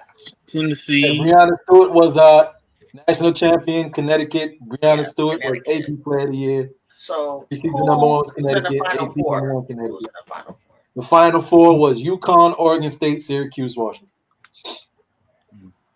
Oh, Kelsey and Sabrina in that school and Satu. No, that's I think Sabrina a little younger than that. Yeah. I'm looking. Sabrina was 2021, 2020 or 2021. That's Oregon State. That was Oregon State. Oregon State. 17. Okay. And Kelsey Plum was 2017. Well, I knew Kelsey was somewhere in there. Was Kelsey Ohio State? What about Kelsey Mitchell? She wasn't in there. She was just Kelsey Mitchell was same year as Asia. Kelsey Mitchell was 2018. 18. Okay. 16. Okay. 2015, 16. Yeah, it was Kelsey Plum was on the board. Stewie, then KP, and then Asia. Those 2016, 2017, 2018 number 1 draft picks. I could give you a quick overview from what 2015, 2016. Number 1 in points was Plum. 2nd, Rachel Banham. Kelsey Mitchell actually was on it. Yeah. 3rd in points. Yeah. Jasmine Nawaje Wagner. Lexi Eaton Radlich, BYU. Caitlin Flattery, Michigan. Sharisha Richards, Albany. Courtney Williams, South Florida. Kelsey Minato, Army. And Brittany Crane, UC Riverside. That's under points. And under rebounds, Anna Strickland, Houston Christian. Jillian Elaine, Oregon. Lexi Martins, Lehigh. Ivana Campbell, UIC. Lonnie Purcell, BYU. Starling, USC Upstate. Joy Adams, Iona. See, we don't even hear about any of these players. Yeah, a lot of. Besides Jillian Elaine, who just got the training camp contract, she was overseas, and Courtney Williams, of course, South Florida. Kelsey Mitchell, Rachel Banham when she's coming off the bench. Yeah. Rebounding and assists, so on and so forth. Thank you, Joe. Yeah, you're welcome. So Joe says tomorrow we got WNBA games, Eastern, 3 p.m. Indiana. Oh, Indiana, Atlanta. Okay, so Again, it's preseason. It's preseason, but it's so that's interesting. Saturday. Okay, I'm gonna come up. Joe, you can come back with me if you want. If you yeah. want. If you want, You'll be here tomorrow. Back, Joe. Come on back. come on back. When is that? Tomorrow, you said Eastern. So that's, what is that, you guys? 1 o'clock? 12 o'clock my time. 12 o'clock for West Coast. Yeah. Wody, you guys are always welcome when you come. I figured there's somebody else that Bear Beauty, she likes to come. We're gonna watch Indiana, Atlanta 12. If you can't make the 12 game, come for the what's the next game? Chicago and Minnesota. Woo! And then We was just talking about this. They're playing twice, which I think is crazy. And then Toyota Antelopes versus Dallas. Who the heck? Them playing twice is crazy. You're from Japan. Yeah, Wody, they've been doing that. They've been playing like twice. I don't know. This is their second game. Yeah, they've been doing. They did that last year with New York, remember? And we and I think they played Minnesota. Okay, so this is gonna be good because Wody, be well, all of us we've been talking about Nafisa Collier a lot. And I'm not gonna argue anything against Nafisa Collier because I love her too much. I just think she's got to do what I know that she can do. But I love Angel Reese. So when they go up against each other, it's always something good because Angel's getting better. No, Nafisa makes Angel better. Yeah. Oh yeah. She, in my opinion, she makes her better because I'm not giving it. I'm not gonna let it go. That Angel's not yet there, but she's there, but she's not there yet with offensively like Nafisa. So, and then I'm keeping. Ooh, this is gonna be a good game tomorrow. And then who y'all got for Indiana, Atlanta? Tell me who y'all got winning, chat and panel. Who y'all have? I know it's preseason. But... Yeah, all I'm gonna say is it's preseason. Okay, I can see Atlanta winning. Yo, you got Atlanta? I could see Atlanta. That's all I'm gonna say. It's preseason. Who is gonna stop? Damn, BG. Cool. Who's gonna stop BG, Joe? That's what Aneesa Gray? Maybe we hype BG too much though. I ain't gonna hold you, Juju. Maybe we give BG too much credit. If she stay down low, Joe, nobody can stop her. That's the thing, right? That's the thing. She's unstoppable down there. Okay, you'll get a couple off, but if she just keep going to that jump hook, like nobody's really stopped. She gotta miss the jump hook, but she's like 70% off of it because nobody can contest it. And I'm not an expert, but I'm still stuck on Brittany Griner 1.0. I haven't been sold on this Brittany Griner 2.0. She's not making 3-point shots. That's BS. She's making it. She's making it. She's trying to do. But I'm gonna tell you who's gonna crash out tomorrow. You gotta look again, Joe. Brittany and Aaliyah Boston. Knock it down. Ooh, that'd be cool. Yeah. They be crashing out. Are gonna crash. They crash out. They do not. Each other. And it's crazy because AB really can't do nothing with her. That's what it really is. AB really can't. And I know this is no offense to the Gamecock Nation because I know a lot of Gamecock fans be like, yo, they'll find reasons why AB really is superior to Brittany Griner, and I respect it. I respect it, Gamecock Nation. It just seems to me, Aaliyah Boston can't do nothing with Brittany Griner. Nobody can. That's not a slight. If she play right, if she plays the way Britt can, but her motor is just not there. But that's why, as a coach, I need to know when to bring her in and out so that she doesn't get exposed for exhaustion. But then again, I got to play her because I need to play her into shape. So, what am I doing? How do I? They got another problem on their hand. Now there's Bree Jones down there who's a load. So now what do you do? That's what I'm saying. That's where Atlanta has become a problem. Yeah, you can run Atlanta off the floor but what do you do then when you get into the half court? You got Bree Jones down here. You got Brittany. I think that's the reason why Brittany Griner is stretching the floor because Bree outweighs her, and that's usually what a mismatch is going to be because she outweighs most power forwards is going to guard her. But again, it's going to be, I guess, depending on how they want to play it. And Think to what of Joe, this if you will. Let's use the Fever because they about to play them. But think of this if you will. They playing 4 out, 1 in, right? A 4 out, 1 in type of system because we all them threes Brittany Griner was taking yesterday.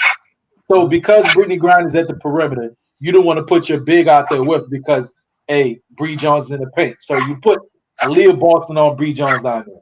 That may be a good defensive matchup. Cool. But now you got Natasha Howard out there at the perimeter having to guard BB taking threes. Is Brittany Griner competent enough hitting that three from the perimeter where you would rely on it and it as a kick out option? Because if she actually jumps off the floor, which we know she's not, if she actually jumps off the floor, how are you contesting that? It's like a Wemby effect. You feel me? It's like the Victor Wemby. I think Victor Wemby line is affecting the W. You're hoping she misses. Hey, listen. Exactly. Hey, Wody, you asking that question, and to come back to what you said, Joe, is Brittany Griner knocking down threes like that? You just brought up Unrivaled, Joe. Did you watch Unrivaled? I watched every game. I forget the BG game. was knocking down threes. I forget. BG was knocking down threes. So yeah, but like, was anybody respecting it? I want to know, was they respecting it though, B. Will? Was they respecting it and expecting it? So here's the thing. I'm excited. I'm gonna finish my point with this. She started hitting them. I'm gonna finish my point with this.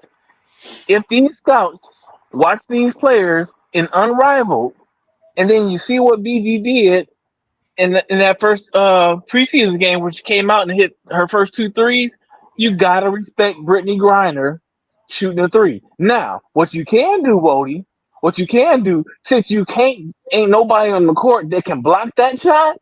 Right. So what you might do is just say, you know what? I'm gonna go ahead and let her shoot it. I'm gonna go ahead and cover the paint because I can't stop her shooting it anyway, and she ain't about to drive on me from up there. Right. So you might be able to sag off her. You might sag off her from that for that reason, but you ain't sagging off of her because she can't hit 3. She gonna knock that bad boy down. She got a beautiful stroke. Well, what I would do is off a miss or make when she takes the 3, whether she makes or misses, we're gonna do a sideline break, and Caitlin can do that very well. And that means just not gonna dribble. We're not gonna fast break with her. Nobody's taking any dribble. It's a pass down the court. Okay, you gotta beat their guards down the court. She's not gonna get down. Brianna's not gonna get down the court fast enough. Okay, so we don't have Speedy Jordan. Okay, so you gotta no dribble. I want you to get it out the net or get it off the rim, and I need a sideline break quickly. Yeah, like outpace them. You want to outpace them. Yeah. Make them too big girls run. Off the court. You got to try to run them off the court. Yes. You Off a man or miss. No dribble. Just get it out. Go.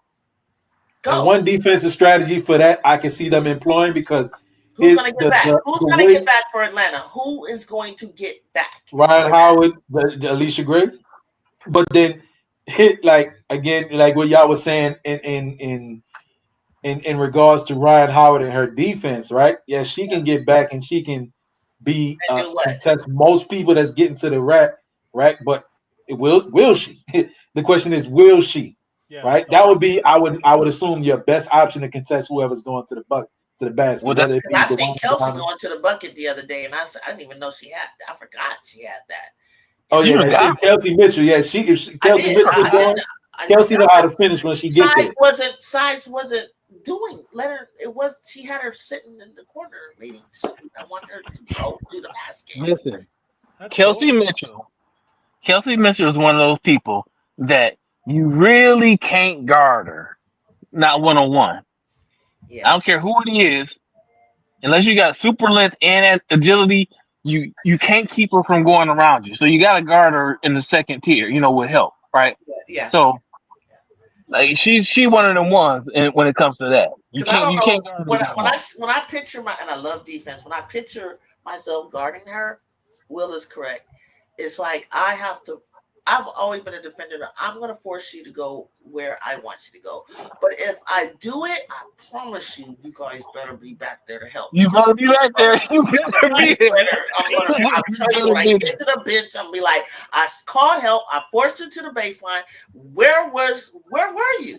I can't, because look, Joe, Right. if I'm sprinting, I'm fast. I'm a sprinter. I already know. I see how fast she is. As a grown woman right now, I already know that me and her are gonna be digging in on the suicides. I can run with her, but once I get there, now I got to stay on my toes. I don't. She can either fake me up, go with the shot, or go up and under and go past me. Now I did all of that for her to go past me. And where were you? No doubt. You need them to. She's the only one I feel like that about. That she's kind of like. It's not that she's shifty either. It's just that her and Kennedy Carter, man. Pull up. Her and Kennedy. It's a. And this is what I would say to the girls in the dub, and in college. Kobe said it too. You can do shifty this, shifty that, between the legs, hezzy, whoa, whoa, whoa. But at the end of the last thing you're going to need to work on is your pull-up game. And what happens when they pull up is watch them do all of that herky-jerky, this and that, shifty that, and they have nothing left and they barely get up for the pull-up. And I'm right there because you're not. My vertical was totally different. I'm like off the bounce, and I'm up. Bounce and I'm up. It don't matter. I had this kind of bounce. I should have been a long jumper. I don't know why they didn't. Damn, cool. But like bounce, and I'm up. If you stop, you freeze. Cool. I'm pulling up. These girls, they try it. They done all the moves. They did whatever. Then they try to do the pull up. They have no vertical to it. But Kelsey, she's amazing. Yep, she is. I would literally have to study how to guard her. It's weird, and I'm not even super impressed with her. But for some reason, I gotta give her props. You gotta give her. She's a true 3-level scorer. Yes, she's a true 3-level scorer. And it's smooth. It's like, did you just do that? She what you call a bucket. She a bucket. Yeah, and she already know, and she got the angles, Joe. She knows how to use the glass. Mm-hmm. Yep. When a lost art. Thank you. When you got a player that can use a glass within 18 feet, 15, 16, 17, 18, might even hit a 20-footer off the glass. That's nasty. I'm telling you, it's a lost art, man. If all these young, talented WNBA and college post players that have a lot of talent, a lot of physical gifts, but don't know how to score the ball around the rim and know how to use the glass. Yeah. Oh my God, they trying to shoot these doggone, all net shots. All net shots. No, use the glass. If you at a certain angle and your momentum is carrying you a certain way, the glass is your friend, man. That's why you think that box is there. The box is there as an assistant. This is where you need to hit it. Hit that. Look, you at 12 feet. You moving to your right. Go ahead and hit that right corner. And it's not even like. Go ahead and hit that right corner. If you try to shoot straight at it, it's gonna bang off. It's a thing where you float and you kind of. It's a backspin and you let it. Okay. You gotta have if anybody plays golf, when you play baseball, you swing. It's a certain swing with your hip and everything, and you swing through, right? You swing through. You might have a little power, but if you are playing golf. It's not the power. It's the technique. It's the club. You do the same swing every single time, right? Pretty much, and it's the club. Different club numbers have different. Like if you swing through, it'll go further with a 9 as compared to a 3 club or something, right? So you swing through. If you try to swing at that golf ball hard.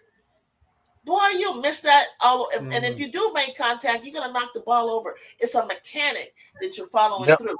So with this jump shot, it's the same thing. When I got somebody riding next to me and I stop, and they stop, and I jump, and I pull up, and it's like, I'm just, the whole momentum that B. Will is talking about, it's a momentum where I'm letting it go, and I'm hitting, not necessarily the smaller square, it's a square within a square. Mm-hmm. And depending on what angles, on the court, there's different angles. and different backspin that I'm doing. Sometimes I'm just floating it and I'm just letting it go, and it might go it might go straight up and through the net, or I'm trying to float it to hit the back of the rim to the back of the square right there. But it's like a backspin, but you got to let it float and you got to let it hit at a certain part. Wow. But repetition, shooting It's reps and trying different things is how you're gonna know which way you're gonna let it go. It's physics. She It's got just physics. It's She got just that. physics. It's physics. physics. Physics, yeah. It's Just physics. so mathematical. The whole thing, angles, all of it. It's really like, believe it or not, it really is a whole little art to this thing. It is. And that's why I was a shooting guard, because I figured it out. But it took me like a lot of hours of shooting different, trying different knuckleballs, trying different. Sometimes I will do a spin, sometimes I'm not. Sometimes I'm like flipping it up and letting it drop down and skim down off the. It's a lot going on. That's cool. And she has it. I can watch her. I can tell like sometimes I look and I go, why is their ball so straight line flat? Like, and then sometimes some people know how to, like, when I see it going up in the air, like float, like high arc, my dad used to say. When I see an arc going on, I'm like, oh my goodness, that has such an opportunity to go in. And if it doesn't, and this as a rebounder, because I watch everybody shoot, I can tell if it's up high, it's gonna go boom, boom. It's gonna curl like out of the cup, and it's gonna bounce up. So don't jump yet. Don't necessarily jump, but get position. Go box out. Go box out. Go box out. Just box out. If it's going up high, box out. If they shoot a straight line, I bounce back and I go towards the shooter, because it's gonna go back to the shooter. You get it? There's a whole art to it, Joe. There's a whole art to it. A rebound. So I don't. Hey, Juju, and I ain't even I'm a football player. I ain't a basketball player. But shoot, when I learned that, man, I play with some of these young cats. I'm 51 years old. I play with some of these young cats. They be like, man, this dude get the ball and he find a way to put the ball in the hole wherever he is. Yeah, because I understand the angles. It's angles. Because I watch some of my favorite players. I'm a 5'9" post player. You know what I'm saying? Like, I watch my favorite players. I watch Barkley. I watch Malone. I watch Kendrick Young. I don't know why my eyes drew to it. Sorry, Joe. I know I want Joe to say something, but Joe, when it's going up high, that's when I go and I'm looking for somebody to box out. But I'm also trying to pay attention to where it's gonna go. But go ahead, Joe. So, I'm sorry. I'm usually all over the place. I'm a swimmer. I swam from 5 years old to 5th year college. So I know nothing about basketball. I see their eyes like gleaming, but everything we're saying, pay attention to when you watch the game. Then you'll see. I'm picking up a lot. I've been around a fair amount, but anyway, I don't always want to be the devil's advocate. But I always come up with questions because I'm uninformed, and again, I always quote people. I'll come with my cliff notes. I'll come with my. I love it. I'll come with the references next time. But I hear from people that Kelsey and by the way, I love Kelsey Mitchell. Being that I'm mostly media, I try to be neutral. Right. So I always like to say I love all 156 of my children. I love all of them. There's very few of them I don't like. There's probably about 5. I try to find something good about all of them. So I love them, but I'm opinionated. So I can you say something nice about Kristen Bell? About who? Juju. Yeah, can you say something nice about Kristen Bell? I did. I really liked it when Kristen Bell first started. Kristen Bell was a straight bucket, like she didn't miss. Okay, sorry, Joe. If you're not familiar with your daughter, Kristen Bell, there's a lot of people that want your daughter, Kristen Bell, to get up out of it. Yeah, that's no problem. Anyway, mine was mostly a question. Again, from people, I have gotten the perception, and I love her. I love Kelsey Mitchell. But I have gotten the perception that she's selfish and she does not do any assists. So do you think that that's okay, that's what she's known for, because she's such a good bucketer and she makes so many shots? Like Does it matter that she doesn't do any assists? Hey, Joe. I'm gonna tell you, she's a shooting guard. Her It don't job matter. ain't assist. It ain't That's not her assist. job. It's If not you her get, Her job. job if is she to get gets you a bucket. two, Does- if she averages between 2 and 3, she's doing good. She get 3 or 4, she's doing excellent. But I don't care. If she got 1.5 a game, she's above what most shooting guards should do. Really? Yep. Okay, And, cool. and I would say this. I would It's not her say this job to give you assists. for those guards, for the Carmelo Anthonys and the Kobe Bryants of the world. Right? The only time people don't like the shots that they take is when they miss. Otherwise, Yeah. When they miss. these are certified bucket getters, and they're gonna take some tough ones. But the reason they do is because I gotta respect the way somebody like Carmelo, and I use Melo because it's, the Knicks is doing so good right now. I use Melo. You sit there and you be like, but somebody was open, and he'll shoot something so contested, so toughly contested, and maybe with a closeout coming and make it. But then you just look at the dude in the corner like, well, at least he made it. Shit, what can you say? Right. So it's like with Kelsey Mitchell, in her regards, I think the only time people have an issue is like When she misses. when she Yeah. takes something and she misses, it, and then somebody might have been open and be like, we could have probably got a better shot than that you took. And that's what But Juju was doing She a lot. looks like she works on her. Her freshman It's year. obvious She did Kelsey that a Mitchell lot. works on her game. It's She obvious she should've- works on her game. Yep. She did that a lot. Juju did. And then Wow, when really? Juju when Juju got a better she was passing it, Joe. Don't trust me. She was giving it up. I can show you the game. They Yeah, couldn't make them. I've seen a They few were of those things. terrible. This year, she had Avery to pass to. She had Kiki. She had Kennedy. She had even Rayah was. She was making those passes. She led the team in assists as a shooting guard.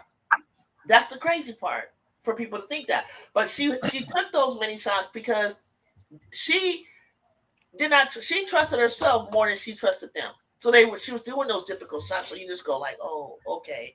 But sometimes it would slow up her momentum to have to like give it up when she knows she wanted to pull, but it made her more efficient to not take so many shots that she couldn't make, but neither could they. So I think Kelsey is doing the same thing now. I think Kelsey has more. I think you'll see her have more of an option. And even though I'm bigger on like say Melo, I think honestly the way that LeBron plays the game is how a lot of people want. He's a passer. But people don't like that. Yeah, like he will give the ball up. Yeah, he will. And I think smart. really a lot of basketball fans would love their superstar to have that type of LeBron James kind of court vision. Like, yes, be aggressive. Always be looking for your shot. But then when it gets tough, when it gets tight, or if one of your teammates get open, get that thing up and give them a chance at a better look than the look you about to take. And he will do that. I a lot respect of people don't like that. I respect him for that because that's what makes him a better all-around player. Jordan wouldn't do that. Kobe wouldn't do that. Melo damn sure wouldn't do that. And I like LeBron for that reason because it makes him like hard to guard. It does make him stand out in a different light. And I almost feel like I'm saying like LeBron the GOAT, but not in my book. But why we love those Kobe's and Mikes and whatnot because they have the capability of making those tough shots. But I do gotta respect again because. Again, we not mad until they miss one of them and be like, you could have passed the ball, bro. Like, you know what I mean? When they take one and they missed it, like you could have passed the ball, bro. That's why I think. Hold on, I want to say hi to Richard Rowe. Hi, Richard. Hey, Richard. And then ECXDLU123. I'm so sorry. I went on about 10 minutes without acknowledging you, but whenever I highlight it, I'm acknowledging you. Hi, Easy. But go ahead. Hey, to your point, you were about to say something. Yeah, just to your point, I'm gonna give you a WNBA comp. Kelsey Plum. I'm an Aces fan, right? So I'm very familiar with Kelsey Plum, right? She's the same way.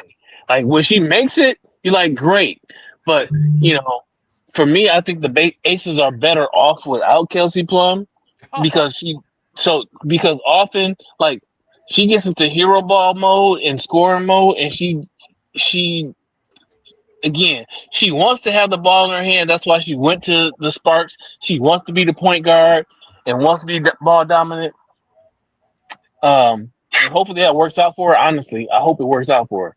But with the Aces, she didn't need to do all that. But she would a lot of times she would do too much, and she had a lot of turnovers because she would get herself trapped and then have no way out. Out of the situation because guess what?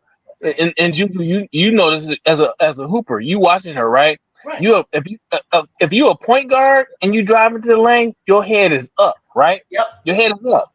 Yep. Kelsey Plum, her head is down. Right. She paying attention to where the ball is because That's she's why trying to I get to her couldn't spot so she can score, right? Yeah. And so when she Singular focus. gets trapped, she got to look up and try to find somebody.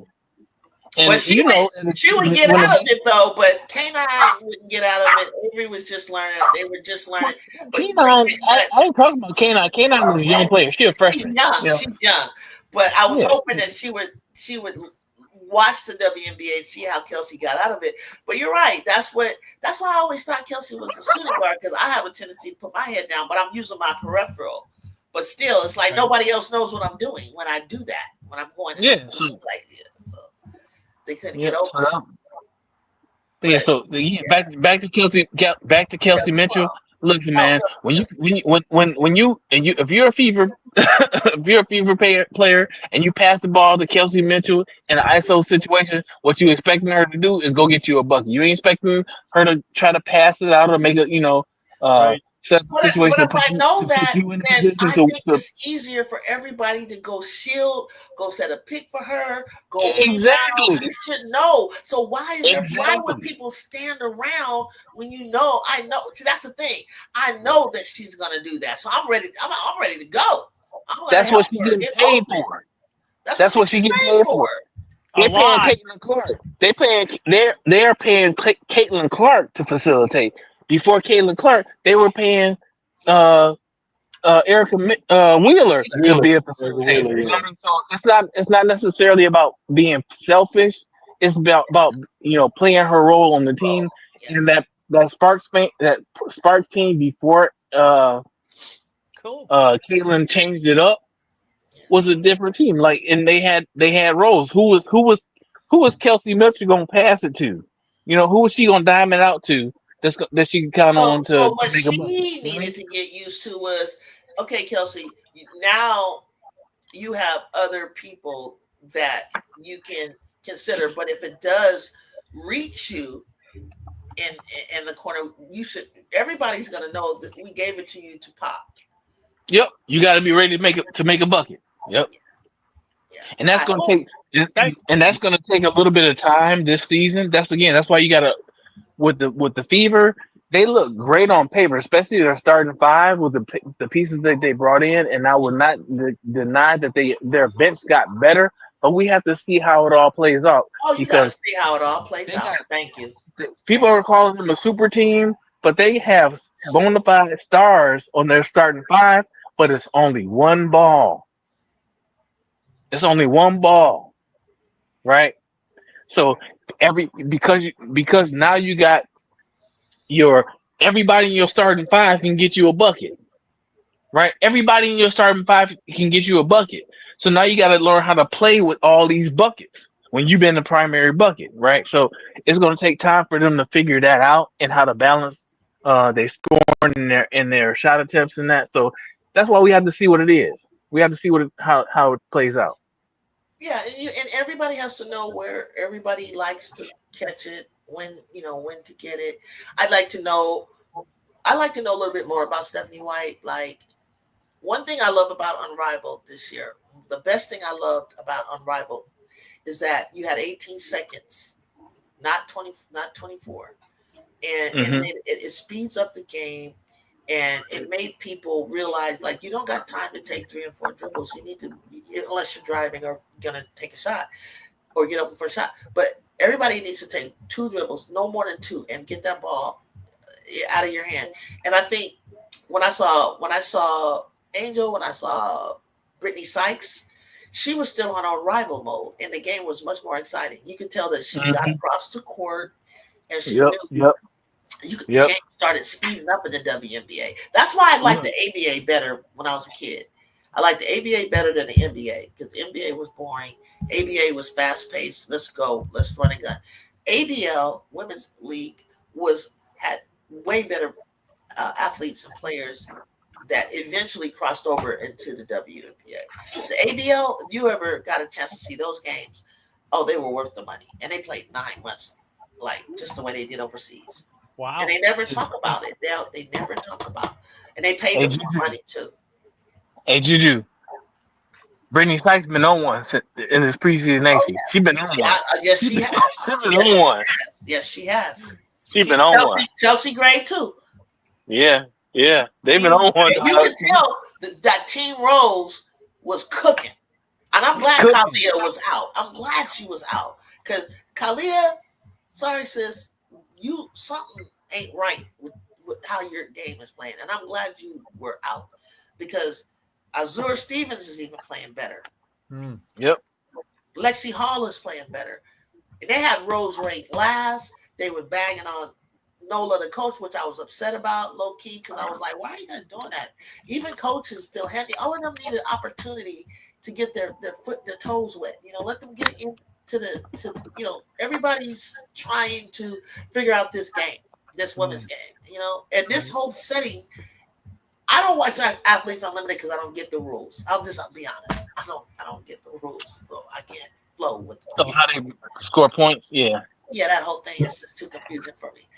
And then this Unrivaled has challenged them to speed themselves up, speed up the game, get the ball moving. Let's go. Let's move. Let's get turn up your motors. I'm glad we don't have 30 seconds because that is just it's too long. It's too much wasted time. Passing the ball, screen and pass away. Now let's go. You can look, everybody that played Unrivaled got better, except for maybe everybody got better. Except for maybe Shakira Austin, because I'm still waiting for Shakira. I'm still waiting for Shakira Austin to be dominant like I know she can be. I'm still giving her that opportunity too, because that was one of my before Angel. I was a Shakira fan. I'm telling you. Yeah, she'll show up. Hopefully. I hope so. Because I like she's her. always injured, Joe. She's always injured. She's injured now. She was healthy and Unrivaled, and then all of a sudden now she's injured now. I'm like, damn, she can't catch a break. Now, as a non-athlete, again, I mean, except swimmers are great. You don't pull Swimmers are great. Swimmers are strong. But, anyway, it seems like if I played, and I won't, I'm a pacifist, but I would never play football or basketball or anything like that. But if I did, I would bet, again, this is my weird thinking, I would bet at any given moment, any athlete can say, I'm injured. Something is hurting. It's my shoulder or my leg or my knee. I mean, don't you think everybody's that far away from being sitting on the bench? Or do bodies? You can't when the trainer. Okay, when you say what's going on, right, to the trainers are skilled to tell. They can see the range of flexibility in something, and they can tell if it's like tight, if it's a tight this, or it's a ligament there, or where the so they can tell if you're like that you're or if there's swelling there. If they're on the floor, they're probably 100%. No, absolutely not. No, absolutely not. Look, Joe, I'm gonna tell you, Joe. As a D, like I said, I'm a football player. I played in Michigan, so as a D1 athlete, collegiate athlete in football, I will tell you that from maybe not day one, but certainly by day 3 of training camp, ouch.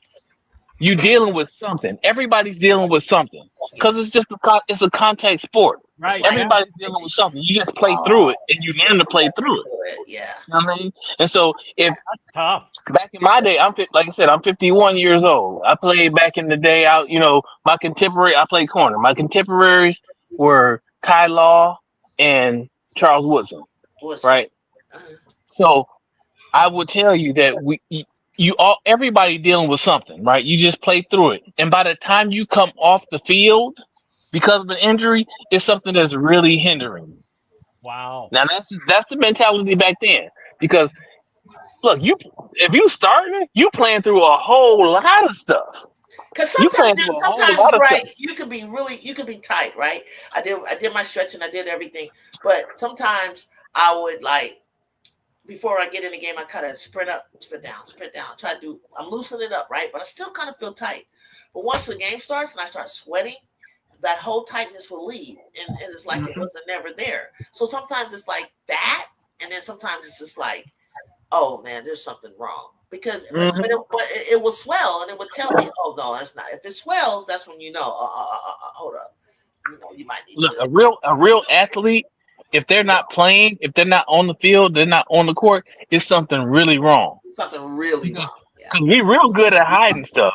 We real good at hiding stuff. Yeah, you know what I mean? was hiding shin splints, and that was cold blooded. But Kim noticed shin splints. You can try to play with them, but you have no lift. You know what I mean by that? You can't.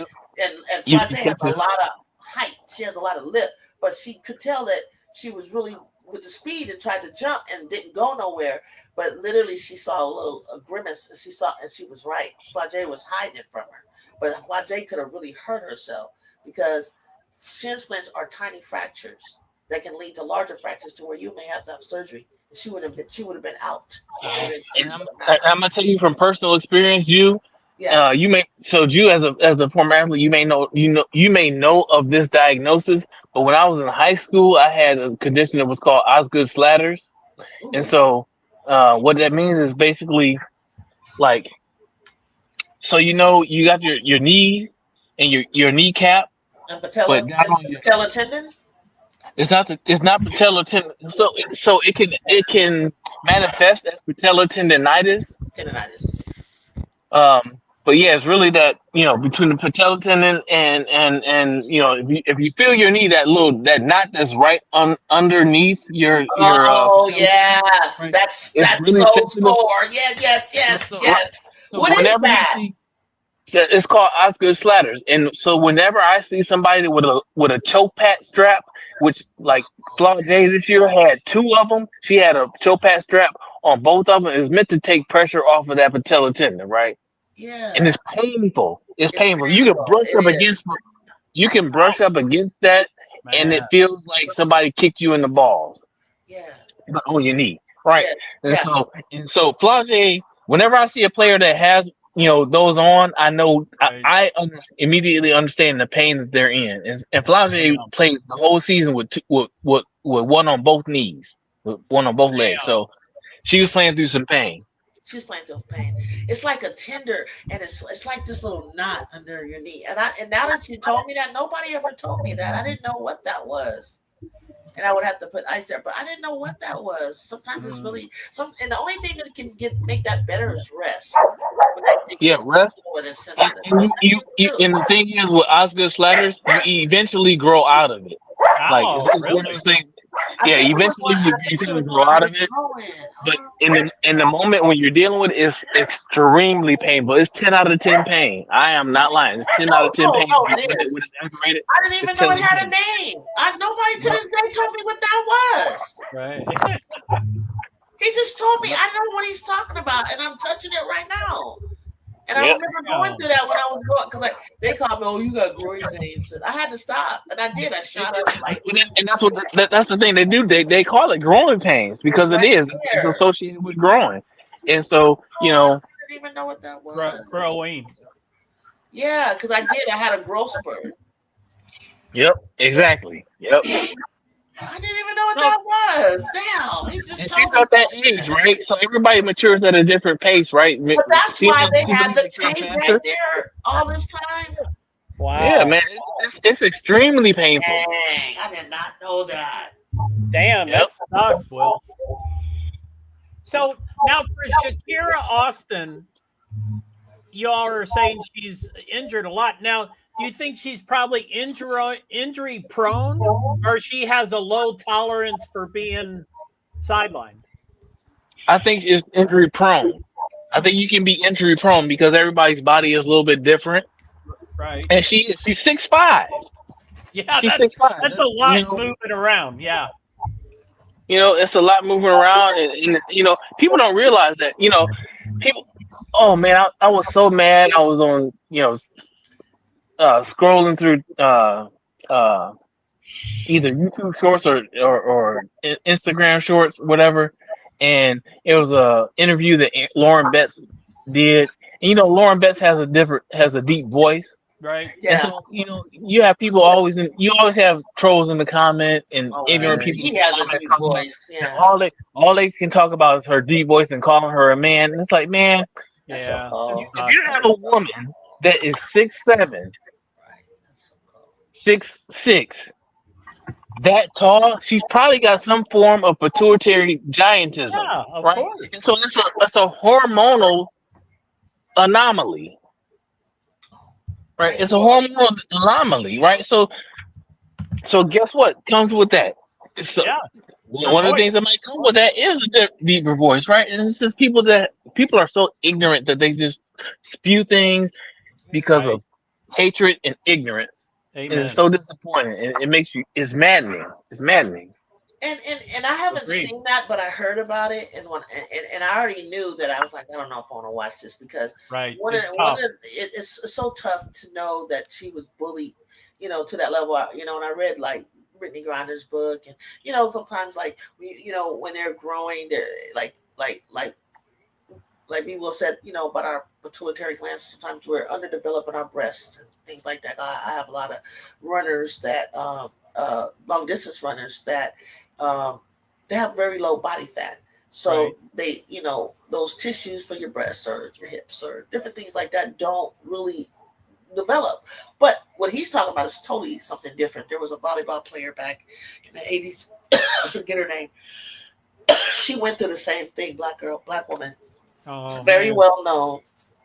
She was like a giant, and now B. Will kind of reminded me of her, and he gave the name to it, and it was around my time, and I remember growing up and having muscles, getting muscles, um, and until it became popular with the whole fitness craze, aerobics, and all this, having muscles was like it wasn't feminine.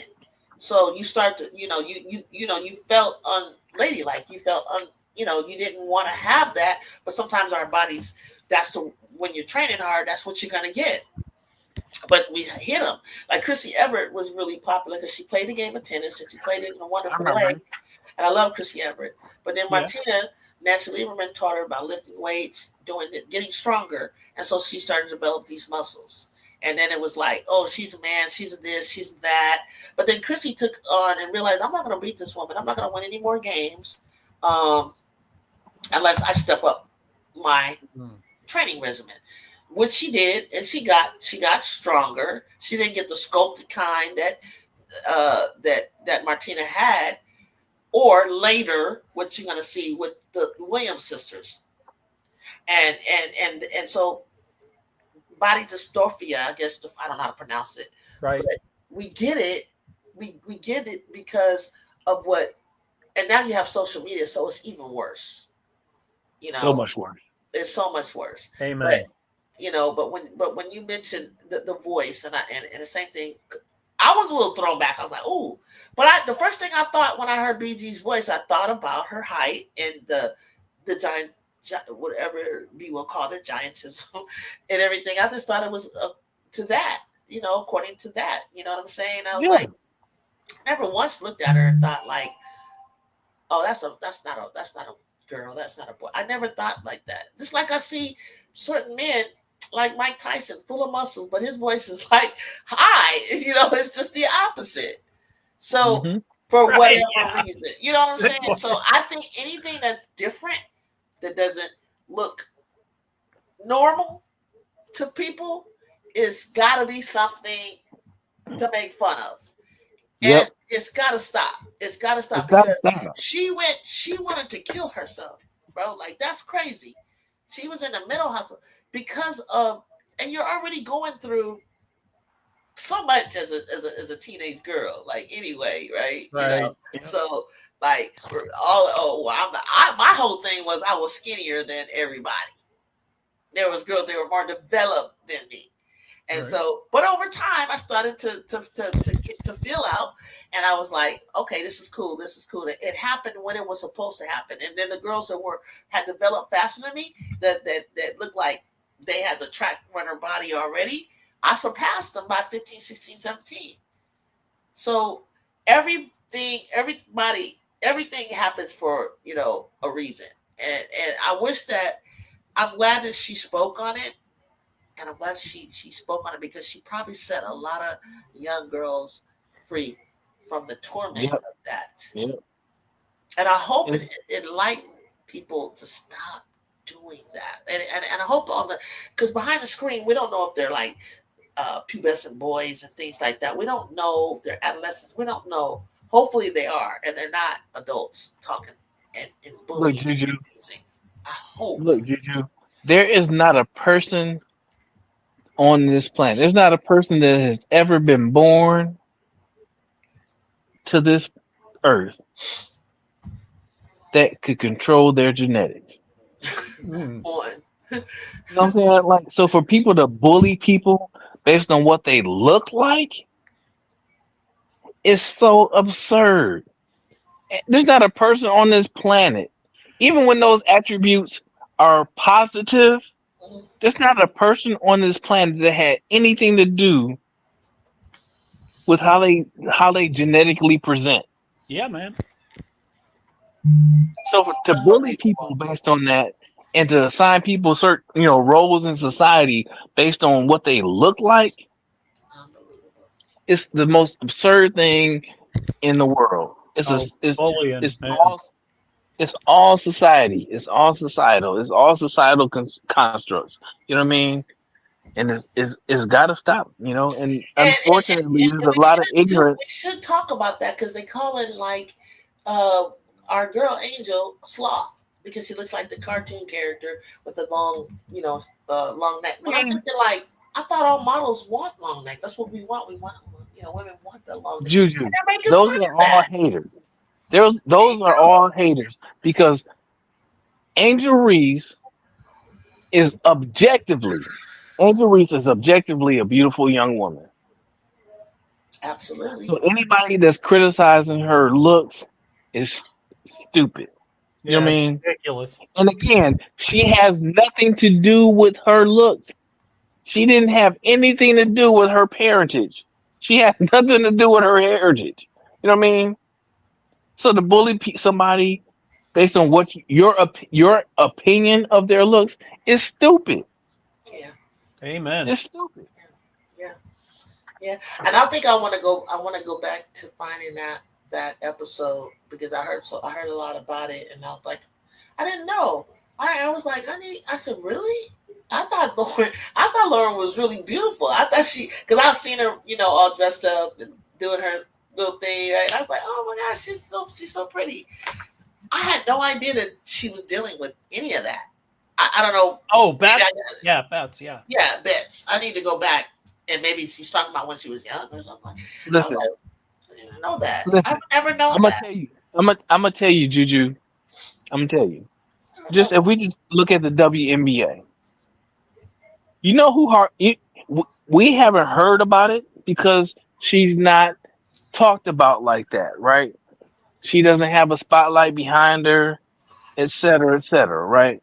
But you know who I guarantee you was bullied probably even more than Lauren Betts. So what we know of what Lauren Betts because she has been brave enough to talk about it, Tierra McCowan. Yeah. Tierra McCowan. Imagine how that girl was treated. Imagine how that girl, 6'7". She's so funny and she has so much confidence and she's just funny to me. Audie Cricks is because you have to rise above it. I love Audie Cricks. Like, you have to rise above it, and she's found the strength to rise above it. Right? Yeah. You know what I'm saying? Yeah. And that's one of the things about getting out there. I was going to say early on, the barriers that I broke, I was part of breaking. Is being one girl playing on the court with a bunch of boys. Don Staley is probably going to talk about it too, having to prove ourselves. But not only that, hearing the ignorant boys, which they later grew out of and really started to root me, like, come play. They really understood. They started to see the women's game come up. But they were like, there were some boys that couldn't handle their egos, couldn't handle it. Oh, man. Okay. Yeah. I always, right when I was about to beat them, and I'm going to admit this, I stopped and I pulled back. And you got me. Like, I could never be That's a boy. too bad. Yeah, I never, and I knew I could. I knew what I was about to do, but I didn't. Oh, damn. Because I was, when they're little, they're young. Peer pressure. They'll start swinging on me and stuff. So, or they that's the thing. Or embarrassed. The guys knew on the sideline. Oh, she let you. And I was like, no, I didn't. But I really did. I really did. Listen, man, human nature is insecurity is part of human nature, right? Yeah, oh yeah. But you know what else is a part of what it means to be human? It's to rise above your nature. Yeah.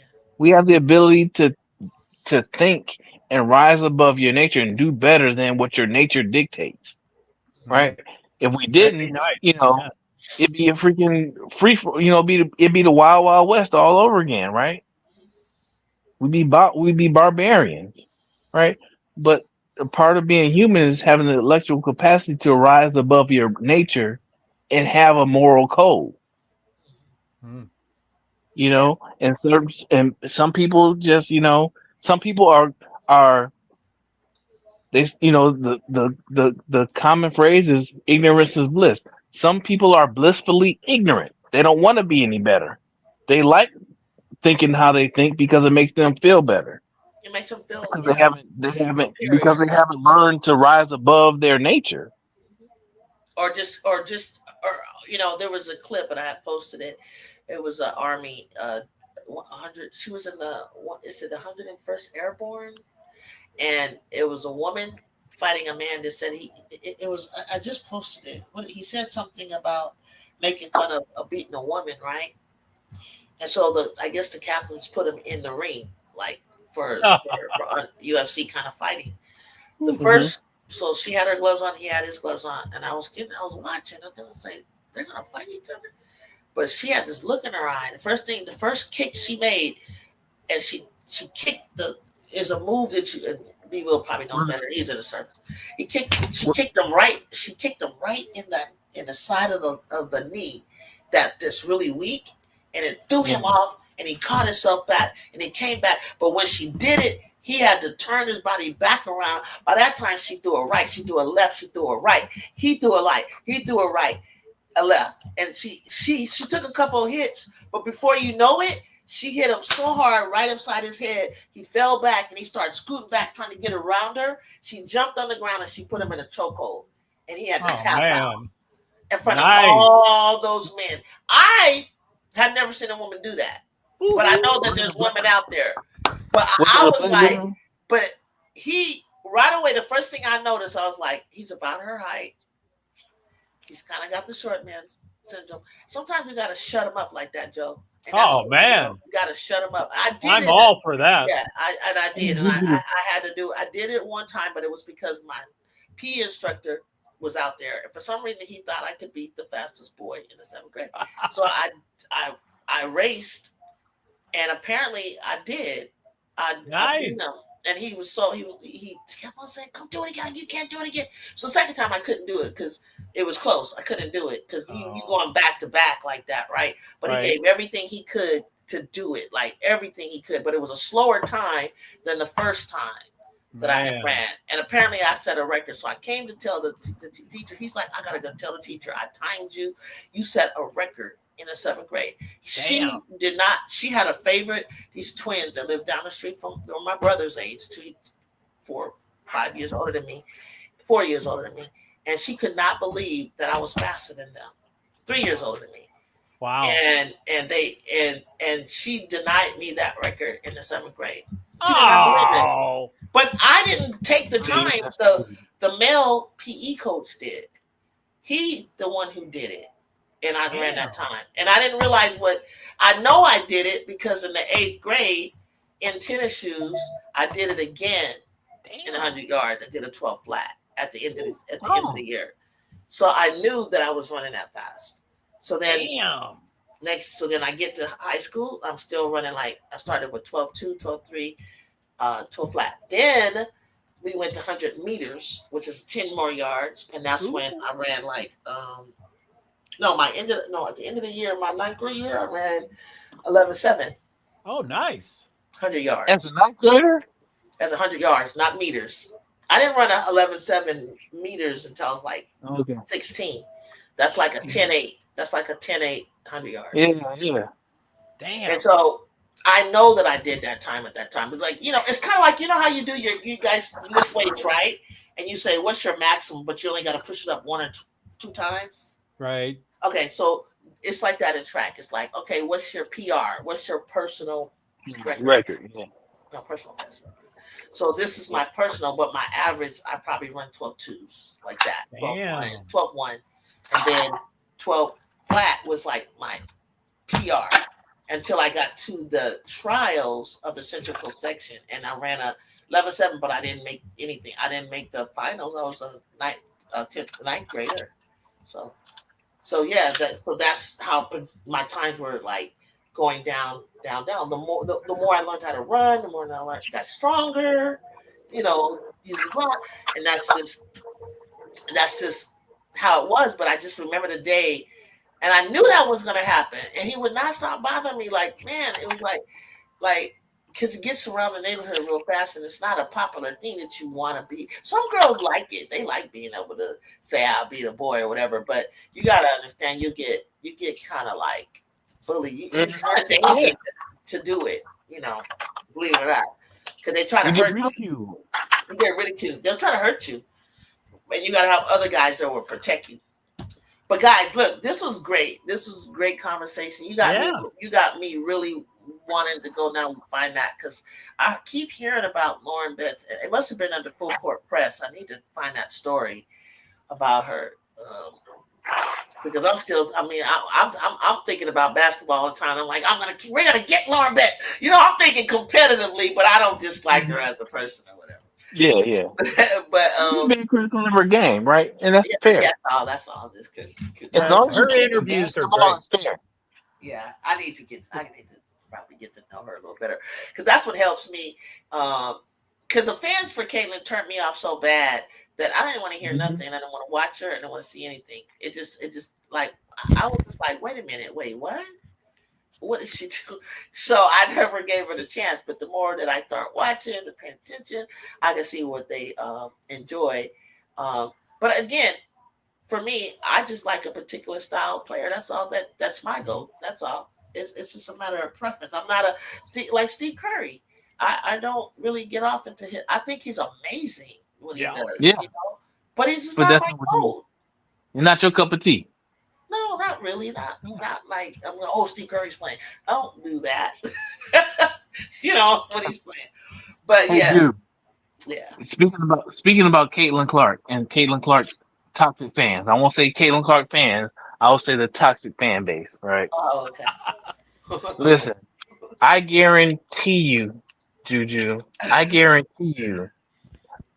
been following Caitlin Clark longer than any of those folks. I've been following Caitlin Clark since she was in high school. Oh, you heard about her back then? Yeah. I heard about like Paige. I didn't even hear about Angel and Juju. I didn't hear about Paige. That's what I'm telling I heard you. about Clark. When everybody, so I found out about Caitlin Clark because of Paige. Everybody was talking about Paige. And I'm like, man, let me find out about this Paige Becker's kid, right? So then I looked into Paige Becker, started looking at videos, and then how algorithms go, and so I started seeing other young players, and Caitlin Clark came along, and I was like, man, she's good. Everybody loves, like back then, I was thinking like everybody loves Paige because she is. I like her style of play, the way she moved back, and she was better in high school than she is That's now. what it was.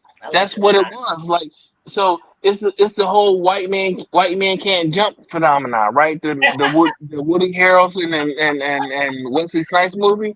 It's that whole love affair with like, hey, we got this this white Yeah. teenage girl that's Yeah. hooping like a sister, right? Yeah. And so everybody loves Paige, right? Because of that. She got the swag and Yeah. everything. And as you Yeah. mentioned, she's also freaking fantastic at basketball, right? She is Yeah. actually fantastic at basketball. Yeah. So, but then like Caitlin Clark came along, and I was like, oh, she got more of a. Back then, she had more of a traditional game, or would you expect for more of a traditional game? And I'm Yeah. like, man, this girl is efficient. She's good. I was like, and I don't know where they are in the Ethernet or the internet now, but I'm on record somewhere in multiple places saying Yeah. I think she's actually going to end up better than Paige. I probably would Right? have said that, and the reason I would have said it would have been totally for a reason that maybe others wouldn't have. And it's the reason I picked Serena to one day be better than Venus, and it's because of the body structure. Oh man. Yeah, I, and that has to do called with it. that out. I looked at Paige and I'm like, I looked at her body, Caitlin, and I looked at Paige and I was like, I think that Caitlin was much more durable, and it turns out that she is. Yeah, but I I look at bring that body point. builds a lot, I bring that point up,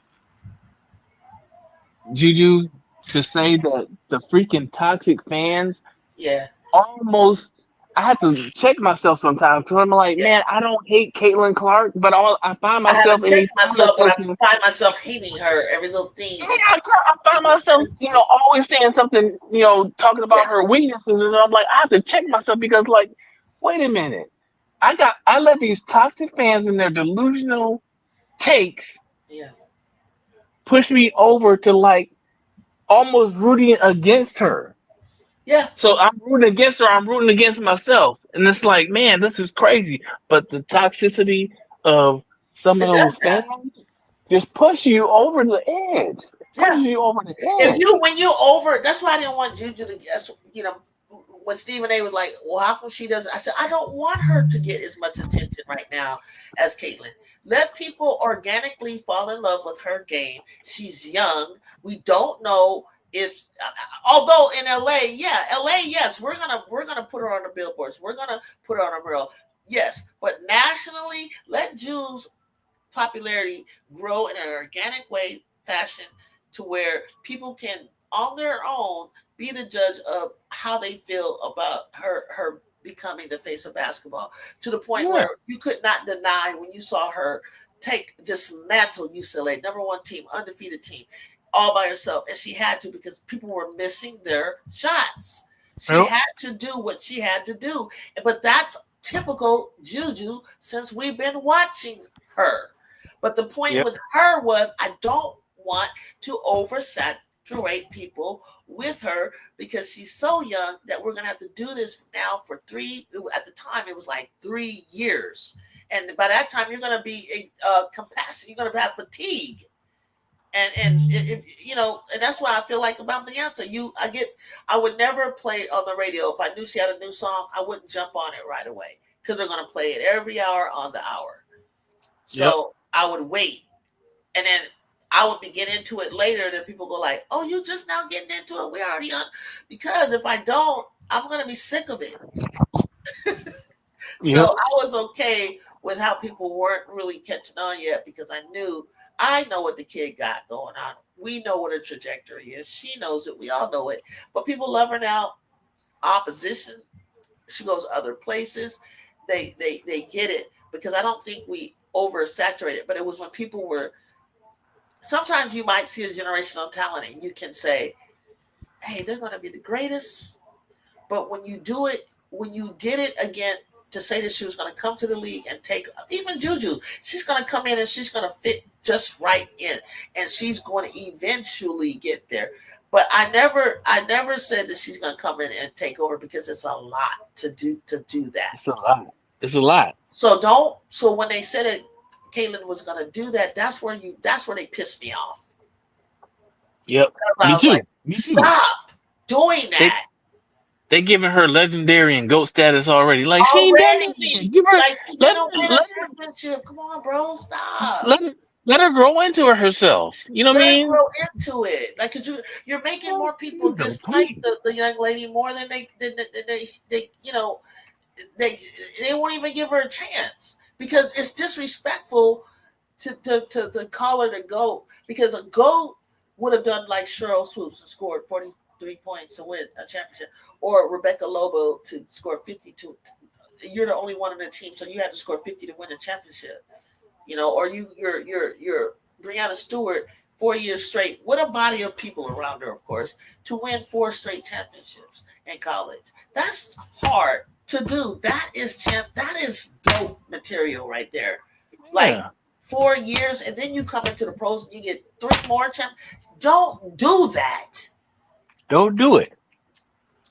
Because you're setting her up for, like, this year. They said, I've seen on certain content creators say, is it a bust if the Fever don't win this year? Will it be a bust? Now, only to a delusional Caitlin Clark fan. Like a rational basketball fan. You just gave people fodder and fire to come back and say, I thought they were going to win. Yeah. A rational basketball player just looking at the basketball realizes that, guess what, man? Yes, Jacob. It's a process. It's a process. The Aces didn't just all of a sudden become, 2-time defending back-to-back champions.